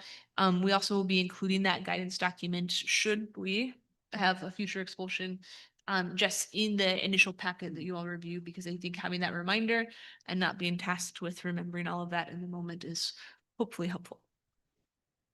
And I'm really excited to talk to you about summer school and ESY. We just sent out a lot of information about that today and already have so many staff interested in working. Thank you. So summer school will be taking place in the month of June this year. We had some really helpful feedback from staff last year. There was the last day of school and then the very next day was the staff work day for summer school. And understandably, not popular. That is rough. Like you need a minute to just recover and take a breath before you jump into that. And so it's tricky. Under ELAP, we have to have 210 days of ELAP instruction. And so we had to fit all of those days into the month of June. We couldn't go into July to meet that requirement, but we said, okay, we can have Friday where you can relax. And then if you're working, come back on Monday. So that's what we're doing. So summer school and ESY, they run concurrently. There will be staff work day June 1st and then student days June 2nd to June 30th with no school on June 19th for Juneteenth. One small change in the program is that talking about moving targets, ELOP sometimes feels like a moving target also. And so we have learned that in order to be compliant when it comes to ELOP, which our summer program is designed to help us in that endeavor, historically, our summer school has been on a referral system. So teachers have the opportunity, or staff at school sites have the opportunity to refer students. They're like, I'm really worried about this student. I feel like they would really benefit from summer school. And what we have learned is we have to offer summer school to all of our unduplicated students, give them the opportunity to enroll. And so that will be a small shift in terms of how we build our classes. So what we'll do is we will offer enrollment to all of our unduplicated students. And then once we have confirmed registrations, we will look at our class lists and say, okay, where do we have room? And then open that referral process so that we can make sure that any additional students not eligible as unduplicated would also be able to attend summer school, should that be beneficial for them. And it's going to be at Main Street. We had to kind of take a look at some of our construction schedules and figure out where can we offer summer school and have students have the most space on campus to safely be outside as well as inside. And that was Main Street. I'll go back. Questions on summer school or ESY? All right. Yeah, so all that's to say, we're going to continue the hard work of braiding. We have a district leadership team meeting coming up on the 27th, and I'm really excited to essentially kind of bring our 26-27 school calendar and professional learning calendar to that group. Along with all of the different means that we have to get information. LCAP staff surveys, LCAP student surveys, LCAP family surveys, staff feedback from past professional development, site climate surveys, student progress data, and say, okay, where do we collectively see as the needs of our staff being, and how do we want to design this PD calendar together and have a lot of kind of input and co-creation in that process so that it's hopefully really meaningful for staff. So we're very excited about that and continuing to braid student services and ed services as we move forward. Thank you so much. Yeah.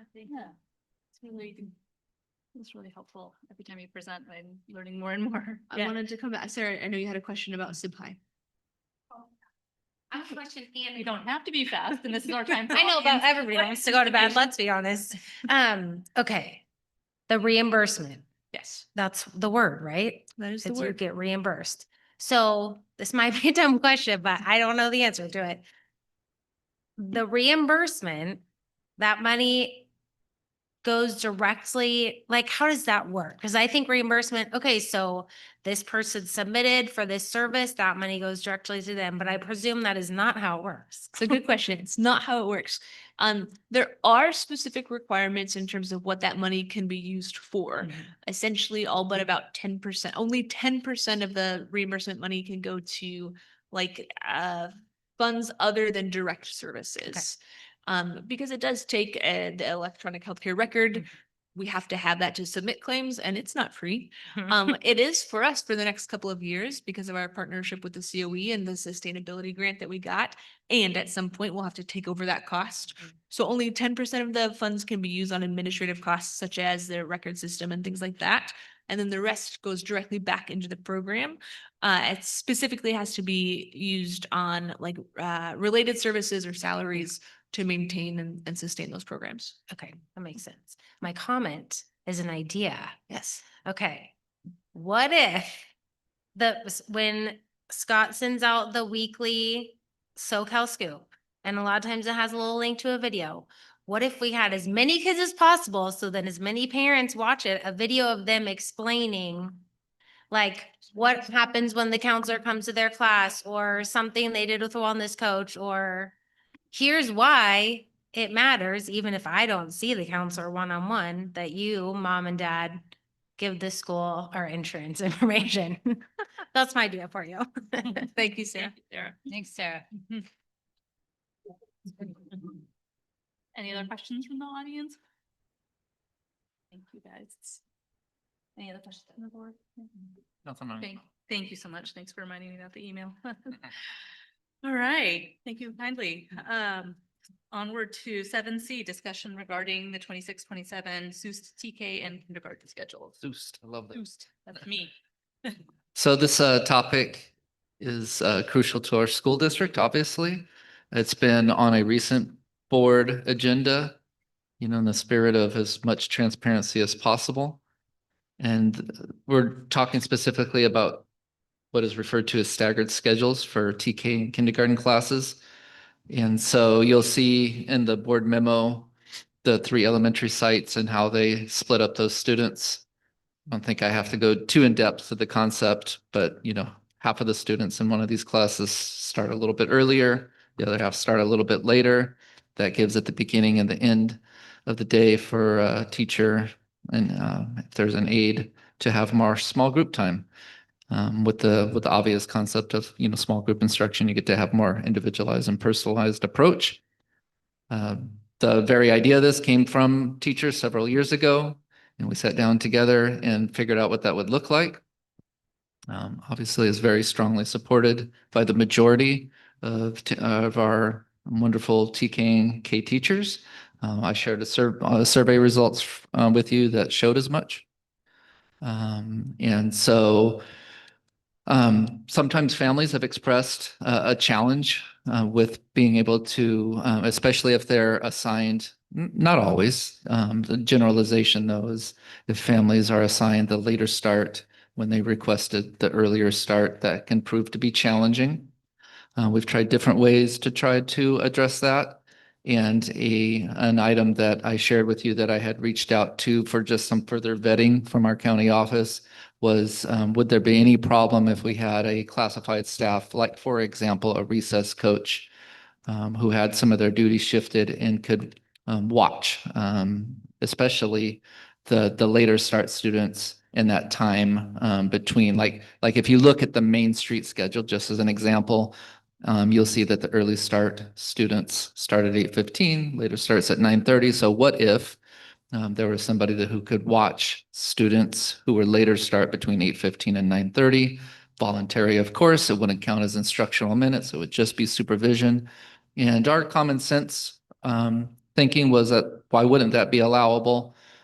You know, it's not counting towards minutes or anything, so it doesn't have to be a certificated staff member. And in this case, the regulations and everything matched common sense, so that is allowable for as one possible factor. You know, to serve those families who have that challenge with, I need to be at work and my students don't. I have a 4th grader starts at 8:15, but my student doesn't start, my kindergarten students start till 9:30, or I just have one student and they don't start till 9:30 and I have to be at work at 8. That sort of, you know, we've heard that narrative from parents who have come and talked to the board before. So this is one of those things where multiple perspectives, you can get multiple points of view, obviously. It's not an easy decision. And one other factor that we added here is that our collective bargaining agreement with SEA does allow for kindergarten teachers, TK and K teachers, to be available for assistance or assignment in the instructional program of primary grades when not involved with the kindergarten program. And so that means that, you know, for a period in the day, TK and kindergarten teachers could contractually wise be able to, let's say, push into a 1st grade classroom and provide some support to that class as well. The staggered schedule doesn't allow for that. And so that's just another factor, and all of these factors to consider. My goal is to make a decision on this, I think I said, but yeah, by March 27th. Obviously, families, teachers, everybody needs to know with as much advance notice as possible on whether we should remain status quo with the staggered schedule, or whether we should switch back to just having one set time where all the students come at the same time.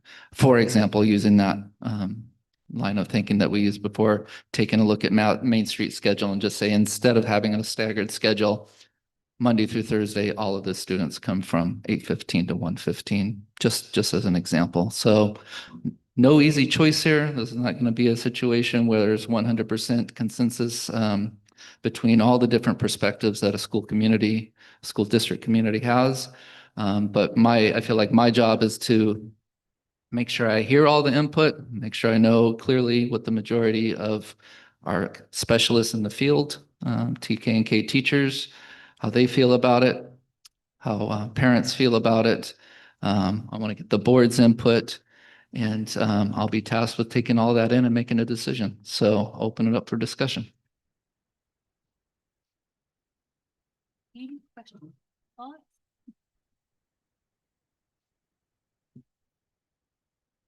Just that this is an issue we've talked about multiple times, so I'm glad that we're coming to a decision on it.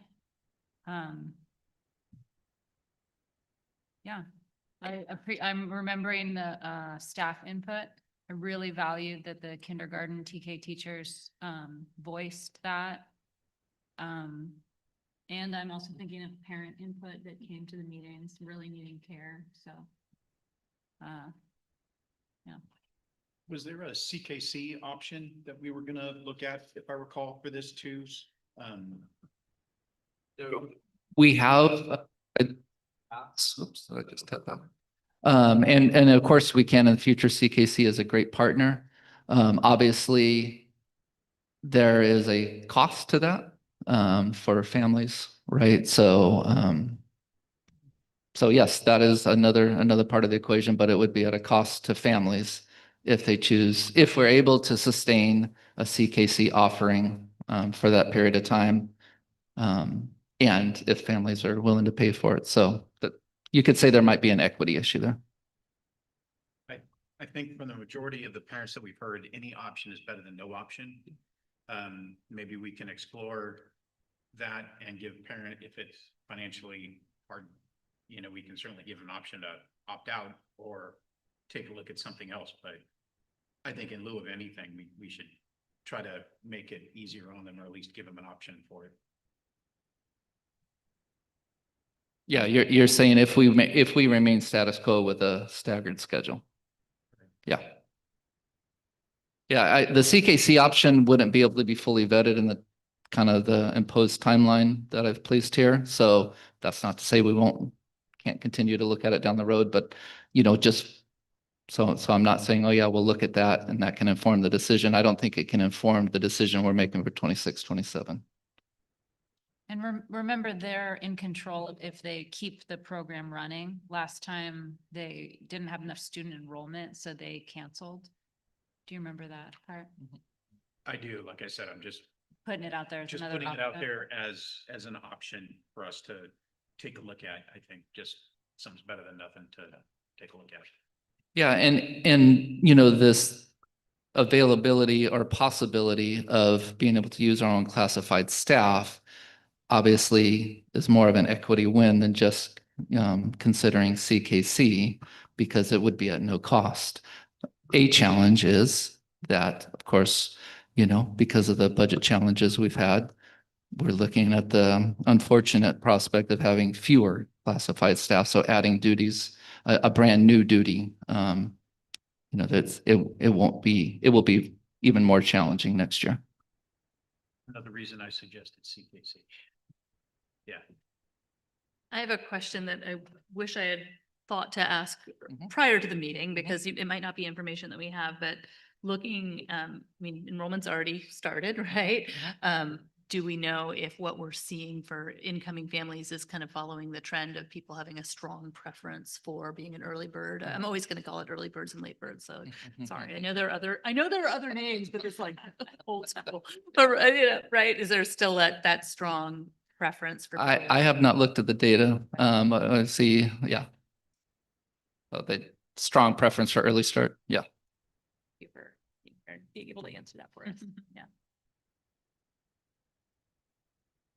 Any other questions from the board? I'm sure we have folks here who'd like to make comment if we're ready for that. Nice.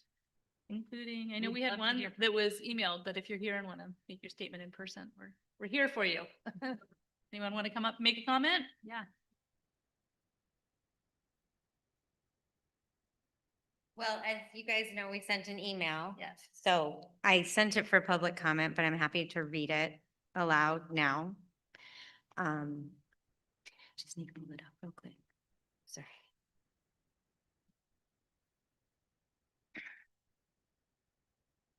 And put my glasses on because I'm blind.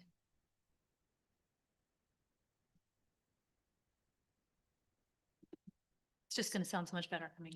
Okay.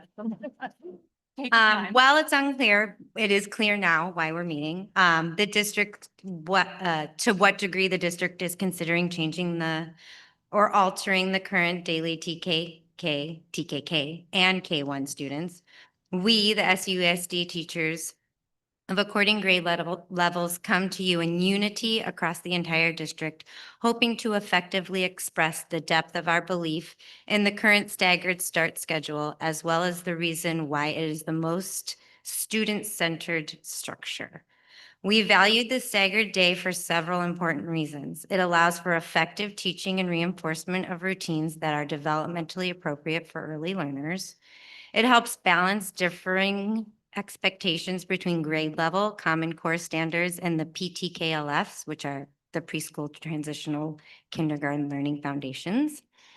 Smaller group sizes make it possible to differentiate instruction and meet individual student needs. Combination classes already require teachers to manage 2 grade levels. Adding a full day mixed group increases that challenge significantly. The age span in the classrooms, the TKK classrooms, is between 3 to 6 years old, and that's broader than any other grouping in our district. A staggered day schedule allows for more age-appropriate groupings within the combo classes. For example, the kindergarten students can be in the early bird session and the TK students can be in the late bird session. A main point is that a class size of 24 students is too large to effectively support early literacy, math instruction, motor development, and social emotional regulation at this critical stage. We recognize that declining enrollment will likely continue to necessitate the combination classes, so this makes it even more important that we proactively implement structures that work. We strongly feel it is counteractive to consider abolishing the most effective Tier 1 support we offer early learners.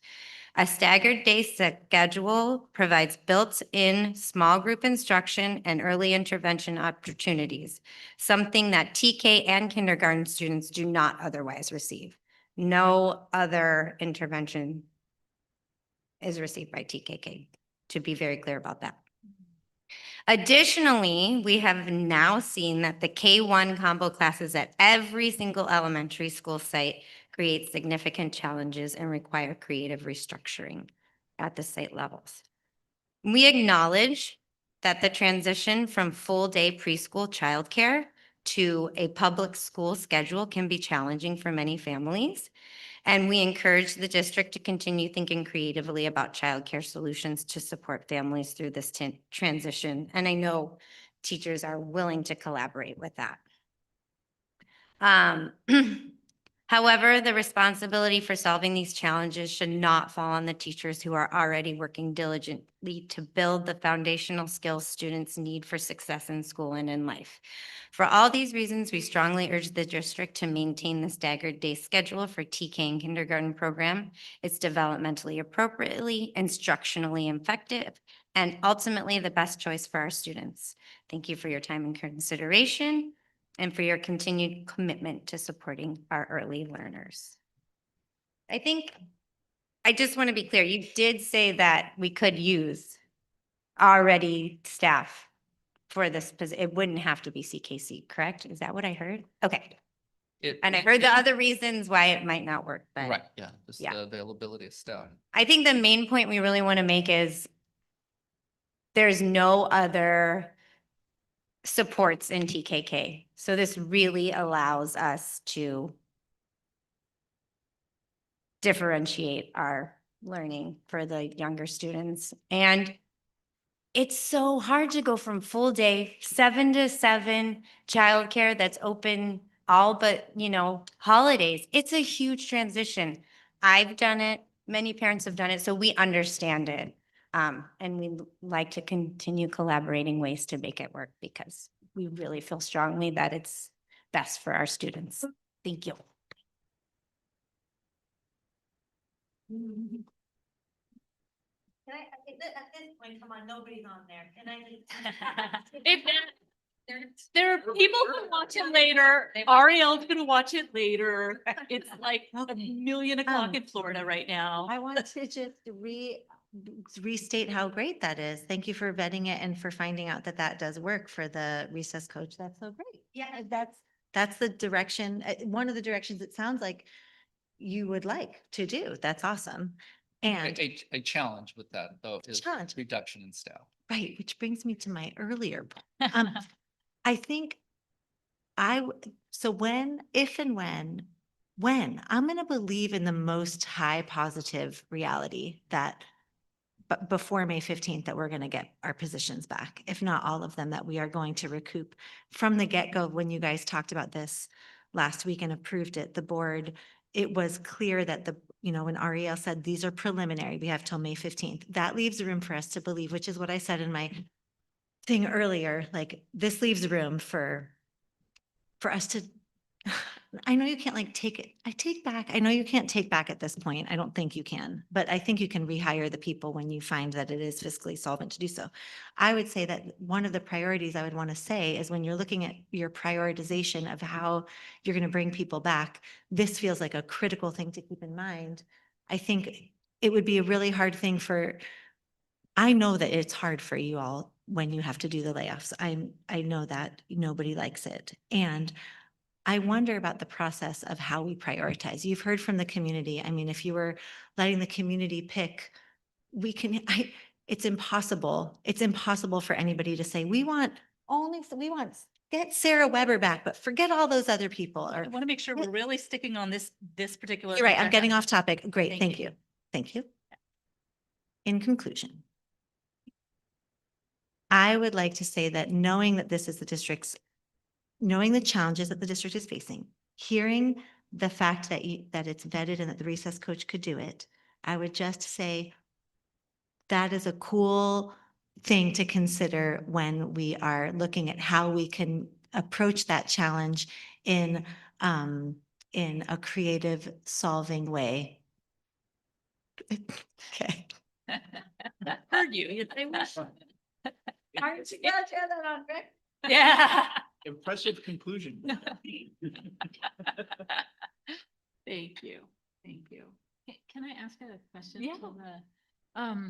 So I know that we have a lot of combo classes right now, and I hear you or I can imagine that having that small instruction is still important, even if you didn't have a combo class. Could you speak to that? Because I can imagine you really, the differentiation with a combo is super important, but could you speak to if it was not a combo class?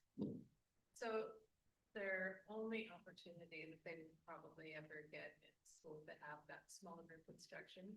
For some, so if you had just a straight finger and had like right now 26 in that class, the range of experience that they're coming in with, just that alone without having the two different grades is unbelievable.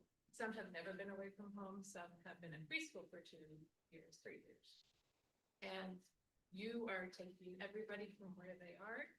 And by the end, they are reading, they are writing, they are working independently. They are learning about who they are at school and learning that they are learners and building their confidence at school. To do that with a sea of 24, 26 that are fresh to school is just,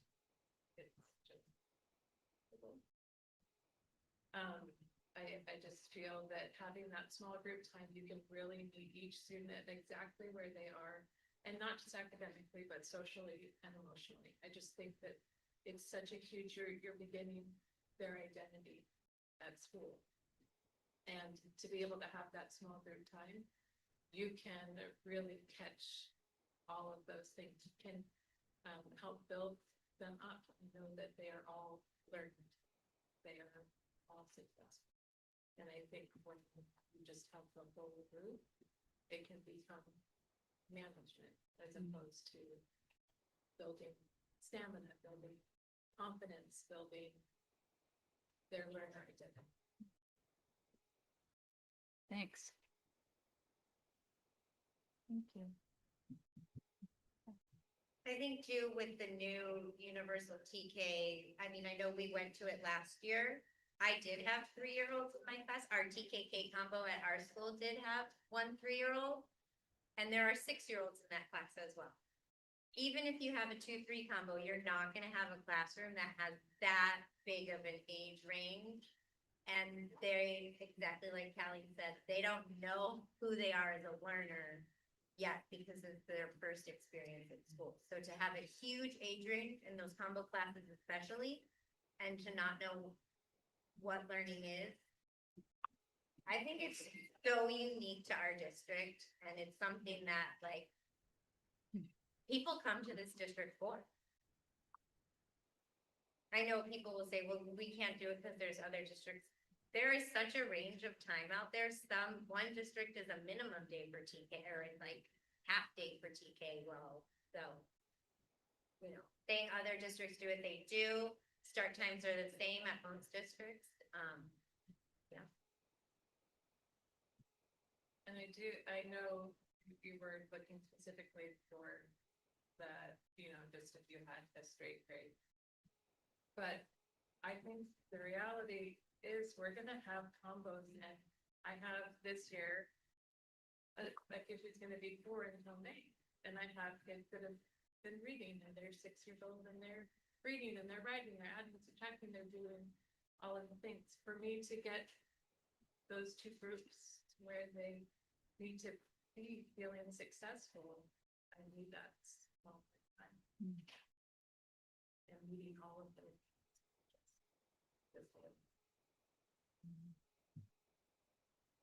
Thanks. Yeah. Thank you. I think it's not an action item. It's a discussion. It's, for to hear more and learn more. The decision, ultimately is the superintendent's, but it's super helpful for us all to hear the perspective and understand the needs and the challenges that we're all facing and trying to juggle all of these really complicated. Multifaceted. Yep. Yeah. About like if you and you have the same standards, to me, it's possible to set. So we're gonna have to lower the standard. So everyone, like, because there's just no way. Unless you're a fortunate family, you get it all outside school. Other than that, inside the classroom, it's like you said, management, just controlling bodies. You're not teaching. I want to be here to teach, not daycare or, I love them. Don't get me wrong. I love them and I'll take care of them, but I come to school so that I can sit down and teach you something, not make sure you're just safe and fed and taken care of all day. Can I just say all of the efforts and care and thought we've put into this decision and into our TK and K, it translates through their entire educational career. It's not a 1 year, what a gift that was. That's their beginning. And that growth will show all the way through. I can say firsthand at my school, the kids that go to the TK, whether it's early or late, and then they go to kindergarten, it's like, oh my God, Miss Kelly, I'm so glad your kids are the examples they are for the, and they're helping these other kids doing these things. So yeah, it's important to be able to focus in and talk to them one-on-one and have your small group with like learning styles. Like when Opal Clips had TK, us at kindergarten and all the sides were so excited when we had that Opal Clips kid go. Because we knew they would know a lot, right? They would come as learners, ready to go. And so they're like, oh, I got 3 of them, I got 4 of them. Like, so you knew right away, like, okay, I got a good bunch right here that can help all my others get adjusted and stuff. they would become confident and problem solvers that go and feeling like ready for this, like I got school, you know, and that's a gift that I think. Thank you all. Yeah, we appreciate hearing your input. I know it's a lot to consider, but it's helpful. So thank you for sticking with us, staying so late. It is shocking how much left we have on our agenda, so we're gonna keep rolling through unless it is shocking. But unless you guys have any more questions, I'm ready for us to move on. Let's But- move on. Okay, We got yeah, 10, thank you all 15 minutes then. very much. I know I had talked about doing a recess, but I'm ready to go. Oh, I'm okay, confident that powering that's it. through. I would like to propose that we move item 8F to the beginning of the action items, which is the consider approval of an addition of a regular board meeting. If that's acceptable, I think that could then possibly inform whether any of the other items could be put off to that meeting Great should idea. we elect. Great idea. So. Do we need a motion for that? But is there anything that we're presenting on that? It's just the idea that, again, we have so much happening. Our meetings have had a lot of comment and that's important and valuable, but it also takes, less time for us to get our business done. So we're proposing adding a regular board meeting on April 1st, 2026 as a regular board meeting. Is there anything you wanted to add to I that? can't think of anything else to add. Okay, Beautifully said. thank you. Do I have a motion to approve this additional? I'll make the motion to approve the addition of a new meeting regular board meeting on April 1st. And I'd like to second it. Thank you. All in favor? Aye. Any opposed? We've got a couple absent. Okay. All right, thank you. And I know a couple of the resolutions are, right, and they're probably time sensitive. Yeah. Yes, okay. 8A then, the resolution for the temporary cash flow. Yeah, so the next couple of resolutions, they're the standard yearly resolutions. So the first one is so we can borrow, if needed, temporary cash from Santa Cruz County Office of Education between the period of April 27th through June 30th of 26. That way, if we are somehow in a pinch, the COE would then help us with cash flow. Yep. Is it pretty Great, yeah, this is standard? pretty boy. Let's go. Yeah, we do. Every year. Okay. We do this every year. Let's. Any questions from the board? Nope. Questions from the audience? Anything on email? Oh, but my Okay. Computer did, so I Oh, have to yeah. find another way to check. Oh, gosh. I'll figure it out. Okay. But I'm gonna assume no on this one. Okay, thank you. We can always go back to it. Do I have a motion to adopt the resolution for the SCOE to provide a temporary cash loan to SUESD? I'll make the motion. I'll second the motion. Or motion. And when ready, we will do a roll call vote. Trustee Jackson Miller, Aye. trustee Donnelly, Aye. trustee Edmondson, Aye. trustee Dickinson. Aye. All right, next item 8B, consider adopting the resolution for County of Santa Cruz to provide temporary cash loan. to the Yes, district. and so again, this is another annual resolution, and this would just be in the instance that we would need to borrow money to keep us afloat from the county, Santa Cruz County versus the County Office of Education. I think it's good. I'll make a motion to approve. We adopt Fine. the resolution. Howard, The County of Santa Cruz, Yep. temporary cash. thank you for that motion. Do we have a second? I'll second it. Thank you. Roll call vote when you're ready. Trustee Jackson Miller, Aye. trustee Donnelly, Aye to all. trustee Edmondson, Aye. trustee Dickinson. Aye. I apologize for the confusion. I didn't ask if we had public comment on that. I don't think we did. Thank you kindly for indulging. The next item is the student consider adopting the student transportation plan. Is that something that's time sensitive for tonight as opposed to April 1st? Yeah, 'cause it has to be. Thank you, But but this one- that's why I'm asking. But this one's super quick too. This is one that has been done for the last few years, and basically it's just outlining that the district's providing home to school transportation in alignment with state requirements and available funding and student needs. And as you can see on the plan, which is right after. You can see basically our expenses are in line with the estimated 60% reimbursement from that would be from the state technically. So we're pretty much at that cost. So we're in good shape there. So we're meeting all the requirements needed for the plan, for the transportation. Is there something different here from previous transportation plans? No, it's pretty much boiler. Like, yeah. Only the figures changed, but the plan itself is remaining. Any other questions from the board? No. Any questions from the audience on our transportation plan? Okay. Do I have a motion to approve the student transportation plan? I'll make the motion. Thank you. I'll second the motion. Thank you. All in favor? Aye. Any opposed? Okay. Second interim. I assume this also needs to be handled tonight? Yes. Yes. Thank you. I'll try to go quickly. It's super Just- important. Just No. call around if anyone has any questions, but I'll. Yeah, no, I mean, we want to do it with It does have fidelity. to go tonight. It's like. Could one you of our do most this on important- April 1st? No, it has to go tonight. It actually is supposed to be, to the COE, it's supposed to be approved by the board by the 15th.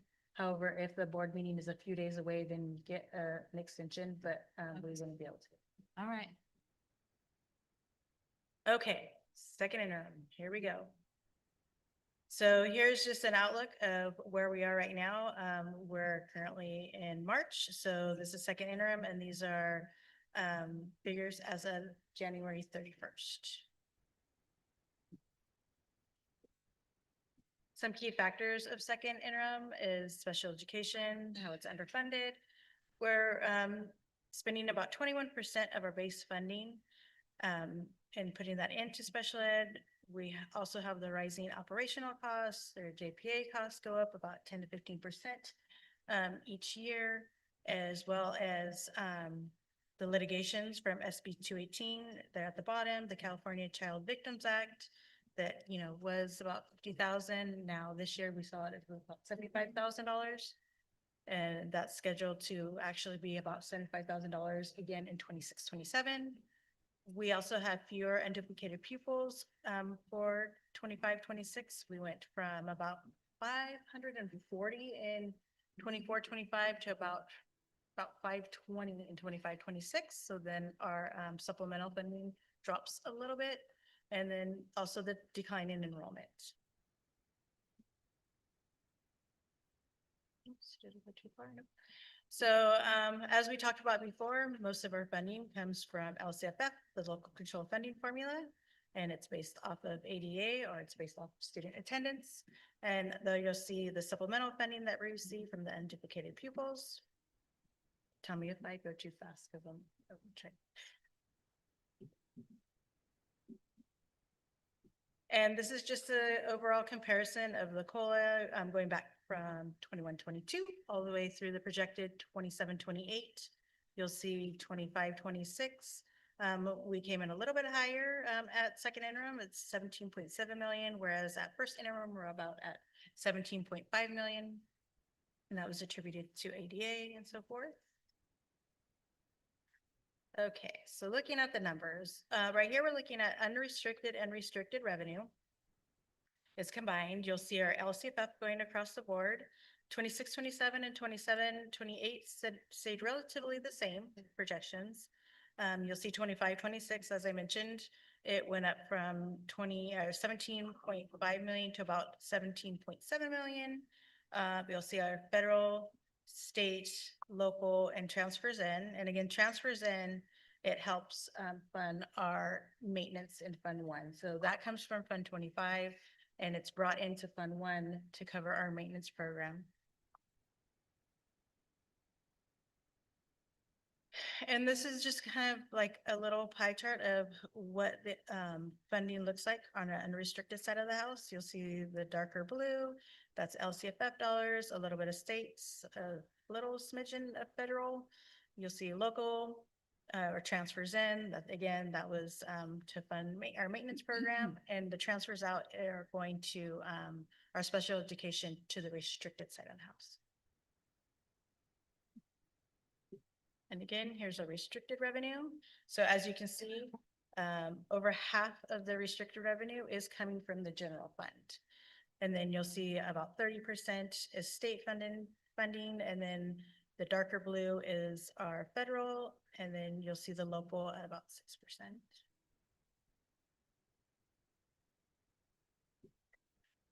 Right here, we're gonna be looking at our unrestricted revenue and expenses. This is just a quick overall view. We'll get into a little bit more in depth a few slides down.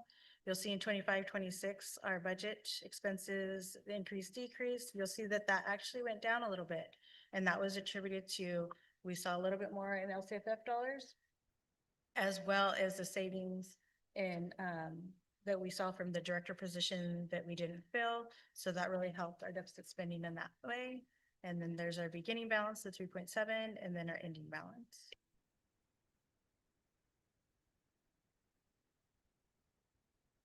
Then a look at our restricted dollars. You'll see that, yes, we are in deficit spending for 25-26 and 26-27. However, this is where our one-time funding usually sits. So with that, what it does is when it's first, the district first received it, if we had it for year over year, it's going to fall into our ending fund balance. So deficit spending is how we would deplete those one-time funds that are already in our ending fund balance.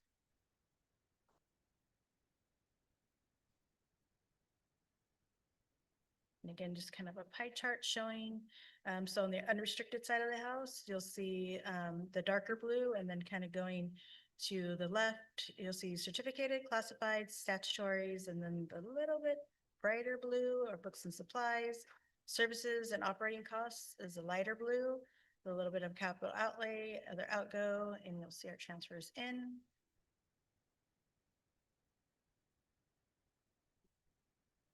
And then here's our restricted expenses. Again, you'll see certificated is the lighter blue, then the blue-green is classified, statutories are orange, books and supplies, and then the brighter blue is services and operating costs and other outgo.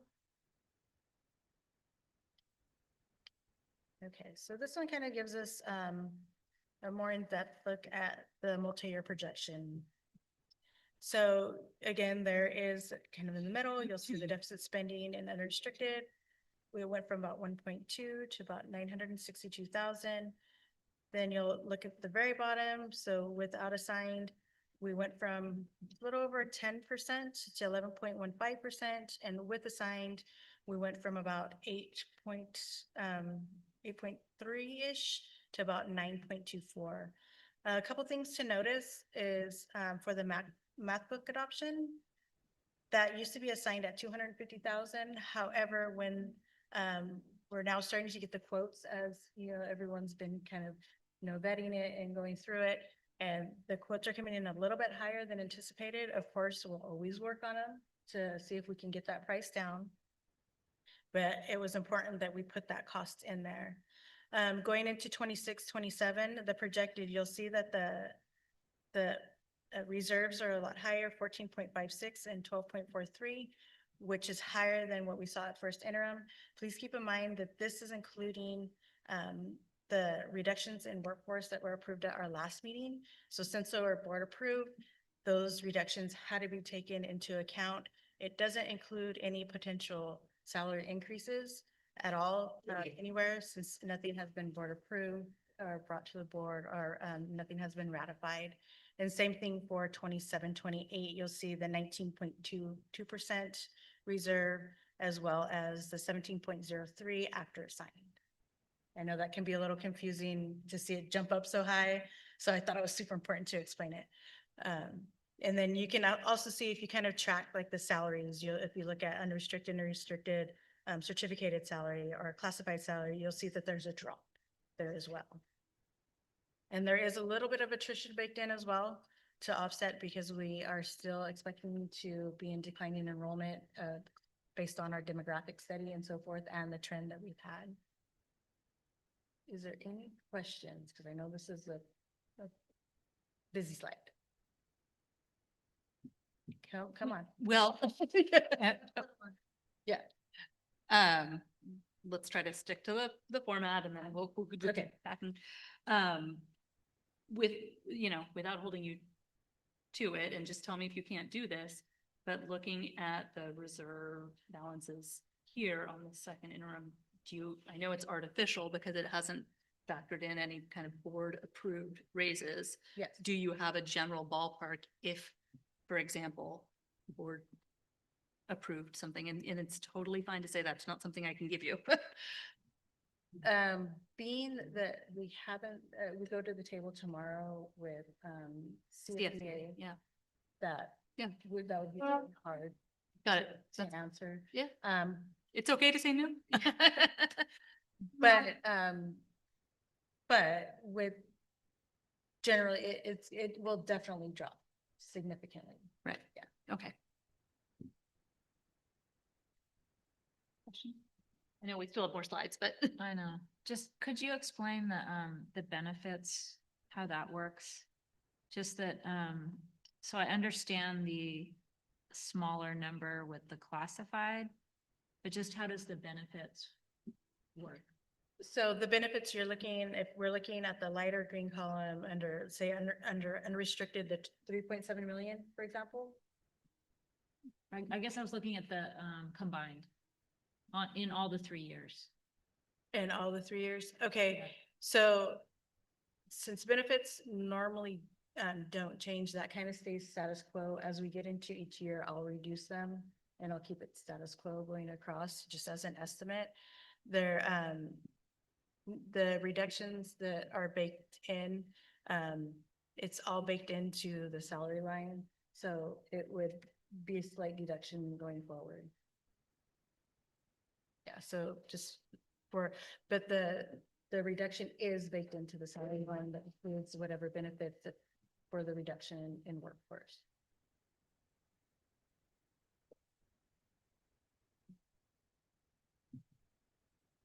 Next slide. sure.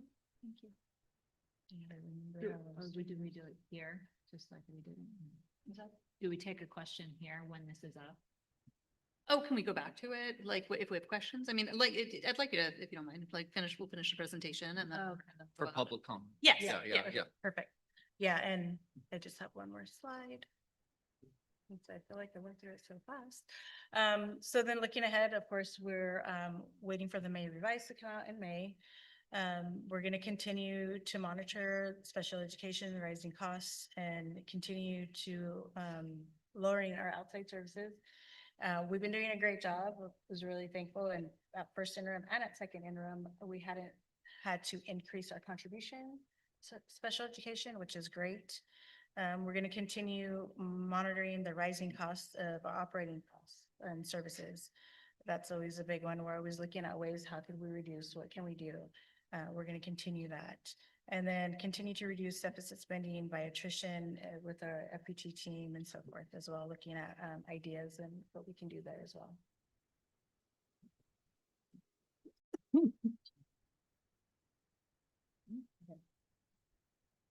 And then is it, I know then the SACS report and all of that is Yeah. attached. Is there anything in particular you wanted us to look at on that? Or, I mean, I know your spreadsheet and your graphics beautifully summarize.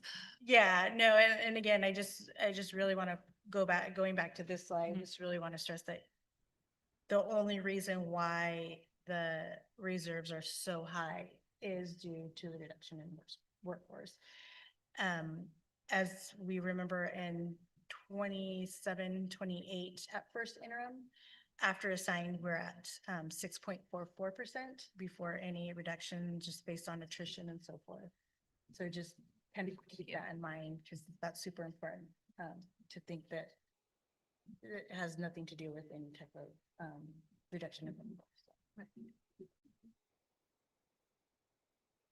Are we ready for public comment? Thank you guys for being patient, but Come on, yeah. So fast. And supply. Yeah. Because we're looking at the math adoption. I just want to understand the 800, you said that you made it a little bit more because will you just speak to that a little bit? So here. Or you can do L. See if the. Well, let me. Yeah. Yeah, it's not a laser. Oh, wait, does this, sorry. Yeah, that. No, it's not working. I can see it, the 225 and then the 800 and then the one, that's what I'm looking at. So you're looking at the 225 and the 800. Okay, so that is what's currently in the budget. If you go down to the bottom where it says math book or math textbook adoption, that's the 280. So it's not yet in the budget because we just started getting the quotes, and so we're not sure which direction we're going. So therefore I put it at the bottom, and that way it has to go through all the out years since it's not hitting the budget yet. So that's why it's unassigned, and that's why it's there every single year, because it has to be deducted. If we spend it this year, we'd have to deduct it next year and the year after.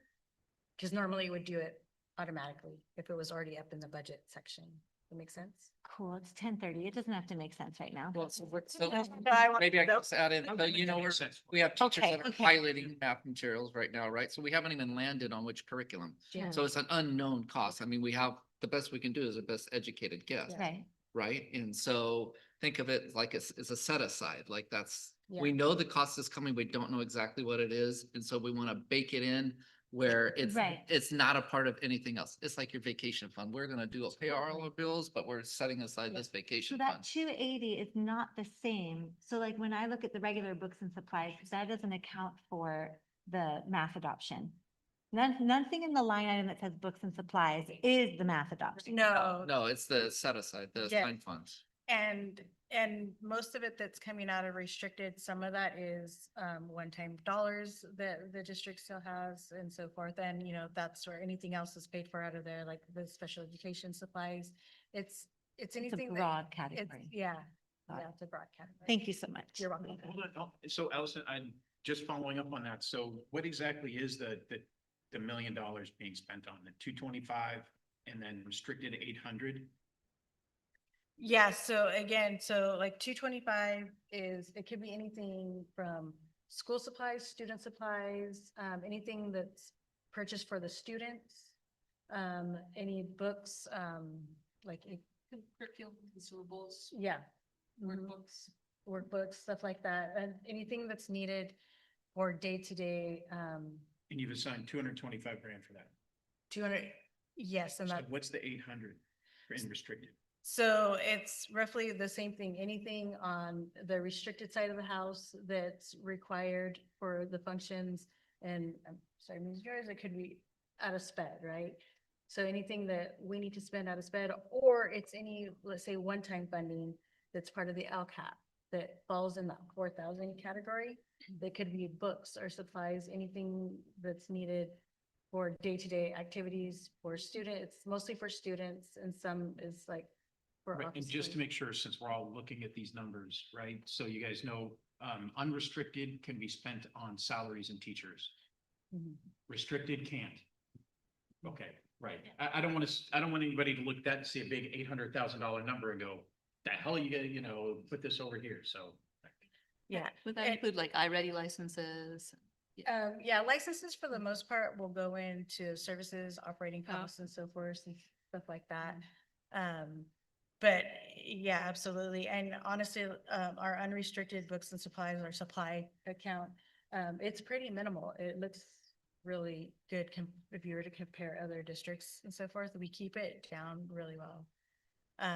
In the out years, you can see as, we don't have that one-time funding and so forth, it drops. I'm projecting it to drop, the expenditures in both of those sections. And why is that? It drops a lot. Because we'd be fully expending some of the one-time funding we do have left. So we still have some that's, for instance, in the LCAP for services and supplies that are needed for LCAP and stuff like that. So those funds have to be spent, some of them by the end of this year. And so that's why it's dropped. And services? Could you give me an example of services? So services could be anything from. Oh, no, I'm sorry. I was still in the books and supplies Okay. category. That's a totally separate category. Yeah, services, that could be anything from the bills we pay for, like communications, which would be our phone. It could be gas, water, sewer. Those fall in services. It could be where we have licenses. If there's anything, we're using like contractors like BIAs. Say we can't hire some BIAs, we have to offset with contracting out for some BIAs. I'm sorry. So I was talking about books and supplies. It just really decreases over the next 3 years. Could you explain that? Why do we think it's 8 in the, yeah, why does it decrease so much in the restricted? If we fully expend the one-time funds that we have that have to be spent by the end of this year, and then it's gonna drop in 26, 27. Because there's funds that we have, that we've had for years that need to be spent. We're coming up to the end of the road for those funds, so they have to be spent. Some of them are in the LCAP. It's a gamut of unrestricted or restricted funds in that. So therefore then, okay, so in 26, 27, we're not gonna have some of those one-time funds. So I projected we drop a little bit. And some of it also could be that, we need to just cut back in some places. So that's why I kind of project for less expenditures. But the math textbook adoption is separate from the books and supplies. Yes, because we haven't got an official quote. As Scott explained, it's being vetted right now, it's Right. being piloted, and we're not 100% sure if that's the textbook we're going with. So we Right. don't have a solid PO that we can actually put in the system. So we have to make sure we account for it. Too bad we can't use our, or I don't know, get those one-time funds for that adoption. I mean, if we could coordinate the timing, on that, but maybe Yeah. we're not ready and the money needs to go. Yeah, I mean, hopefully next year that the block grant that they're talking about for 26, 27 does stick. And we'll see hopefully some additional discretionary block fund grant funds again. And that would kind of help offset things too. So I'm hopeful for the May Levi. Tell me if this is wrong, Kelly. I think your question was, the one-time funds that we have to spend this year. Right. Why can't we use them? on Right. stuff? Oh, And it's because oftentimes, they're not always, restricted funds and one-time grants have really specific language about how you can't use those funds to supplant things that you would normally spend other money on. Meaning, if you would normally spend purchase of adoption Right. using other funding sources, Yeah. you can't just like substitute in those one-time funds to free up. Yeah. I'm always trying to think of like, how do we Right. do this? Yeah. And oftentimes they've also thought of that and helped. yeah. Okay, thanks. Yeah, because also sometimes I'll search forever. I'm like, would this work? Would this work? Yeah. Allison, in services and operating costs, I noticed that they reduce year to year. Does that have something to do with the solar power that we have now? I know you've taken that into consideration. We talked about that before, but how is that reducing our costs and? Yeah, it's a gamut of things and again, it's solar, anything that we can do to reduce. I kind of try to think of like, okay, we could probably cut here, we could probably cut there. So I kind of just try to factor that in and sometimes we have to, based on the way the numbers are looking, we're gonna have to make something work. And so that's kind of what I kind of do year over year. Yeah, I can't do it. I mean, it's hard to do a drastic reduction, say in the third year out, because then Well, I otherwise appreciate it's you not being sustainable. Aggressive and trying to save every penny Yeah, in the following years to make what we do work. So yeah, absolutely. And even with our bond program, I just in the savings of all the quotes and stuff that have come through, we're about $130,000 in savings just on the quotes that we've gotten and just calling back and saying like, can you sharpen your pencil and stuff like that. So I wish all those people with all the questions in the beginning and they come up here and read these statements and everything like that, I wish they would stay for this. They just pop off. I just love somebody to ask those questions, whatever their concerns are, with this up, with you here ready to answer them. I applaud you guys for staying, and I wish you could disseminate this information to everybody, or just get them if everybody in the red's gonna come in, get them to stay for this. Because this is the crux of what you all are talking about, and this is what I would love everybody to understand. And another thing that falls into that services and operating costs on the restricted side of the house is maintenance. So our, anything that maintenance does, it also falls on that side of the house. And then that's another area. So anytime we see that, plumber has to come in or we have issues with this and that's on the restricted side of the house. And again, those are calls that the business office will make saying, okay, we received your quote to do X, Y, and Z. What can you do to help us to reduce that cost? It's just kind of a standard thing now. Yeah. I'm always gonna picture Pam Cram on the phone And having that that's exactly conversation. who does it. but- She goes, yeah. She's always. What can you do for me? Yeah, she's, yeah, that's exact. Yeah. I mean, to your point, Robert, I will say, I mean, I think it was heartening. We had our special budget study session. I think we had, you know, we had some participation and, Loved it. yeah, Yeah, we did. so I think people really are trying to understand and agreed. our meetings can be very And maybe long and it's maybe hard we for move folks this to stay. up next time to make it more accessible to all the folks here. And I mean, we're doing it at 10:30, 11 o'clock at night, you know, don't get me wrong, I'm not criticizing anybody for not staying here until 11 o'clock at night, but maybe we move this forward so people do have an opportunity to see and ask questions and maybe be more transparent at a better hour. I will add, and this is news to Scott, he loves a surprise. As we've been thinking about, the PD calendar, et cetera, a suggestion that I received today and thinking about the PD calendar was to use one of our district PD days to look at the budget. And like really explain to our partners who are digging in, doing the work and asking these good questions, like, how does the budget work? Because we get well-intentioned questions all of the time, but they're not always well-informed questions because not everyone has to sit with the budget every day and knows how it works. And so that's an idea that I really appreciated is setting aside some time when we have our whole district, our staff together, so that they can really have the same opportunity to know the intricacies of the budget and understand. I think that's a great idea. Yeah. Absolutely. Right. It's a good surprise. Got voluntold. No, I agree, that is good. Love being here. It does feel like more of a conversation. And really, like I do, all of these trust, these are the trust building moments where you can ask a question like, Scott, I so appreciate when you live oak, like, let's just name it. It is that helpful, it is a helpful thing. I mean, and I'm not gonna do it. I'm gonna email you questions because I am like, but what?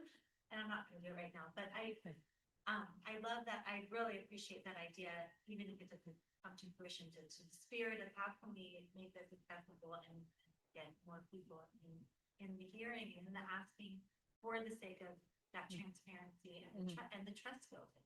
It's so important for us that, you know. Absolutely. Yep. Trust is Yeah. super important. Another question? Not from us. Do you guys have any? Did you guys? Questions or comments? To get a copy of each site of the board document so that you could look through it. I don't know that.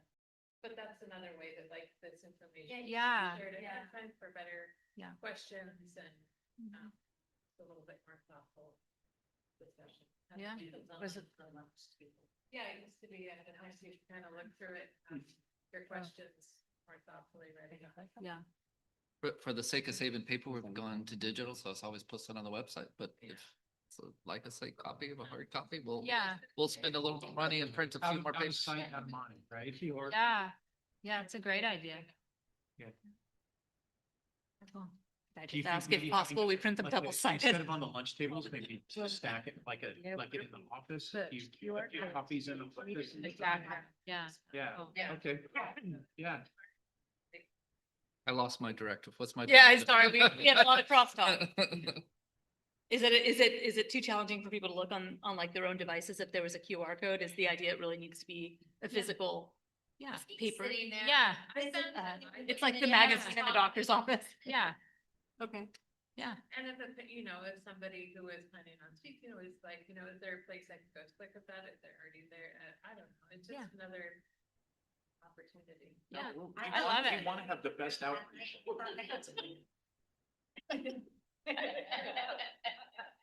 Actually, So- do might want to get another option of that. Is that something we're open to and able to do? But one hard copy per site. Yeah, yeah. So you wouldn't take it, you have to leave it, you leave it there, take a picture of it on your Yeah. phone or something. Yeah, Perfect. yeah, Sorry. Yeah. Right. It's hard. Sorry. Okay. All right, folks, I'm gonna rein us back in because I have not been doing the best job of that tonight. Any other questions on the first interim? No? All right. Do I have a second? I just lost how many months? One of these. I make the motion to approve the SoCal interim budget. All right, we've got one motion. Do I have a second? Thank you, Ted. All in favor? Aye. Any opposed? We get real fun after 10. We only have one more item. It's consider approval of limiting the new incoming interdistrict transfers from 26-27. You know what I'm about to ask. Yeah, and the yeah. question is it okay to, I mean, I know the idea. There is no Give- hard deadline. I mean, it's Right. only like the sooner family the better. So I don't know. I think Yeah. I might just ask Jen's opinion if not to put her on the spot because she's the one that does all the transfers. And I would assume you have some people chomping at the bit to know. I have a lot of emails. I just keep telling them it's been delayed. So I can keep telling them it's been delayed for 2 more weeks. I think I mean, Yeah. board input, but it feels like we'll be better situated. We'll to do re- better next time. thoughtful. And we're adding in a special. meeting We are. Or a regular meeting. Yep. Okay. The motion, we don't need a motion, but we're agreeing to Yeah. table it to April table it. You don't need a motion. Okay. All right. Any correspondence to report? Any future agenda items to request? Do I have a motion to adjourn? I'll make a motion to do one for the meeting on April 1st. We did it. Oh, you were out of the room, but we did it already. Did you? Yeah, we approved it. Sorry. I say no. Streamline it, Ted. Yes, you're out of the room. and we Yeah, just do went you for it. tell them it was in the restroom or? I know. On the- I bumped it to the the beginning docket. so that we would know whether we could table any of the items. All right, motion to adjourn. Make motion to adjourn. Thank you, Robert. Do I have a second? I'll second. Thank you. All in favor? Aye. Any opposed? Or not?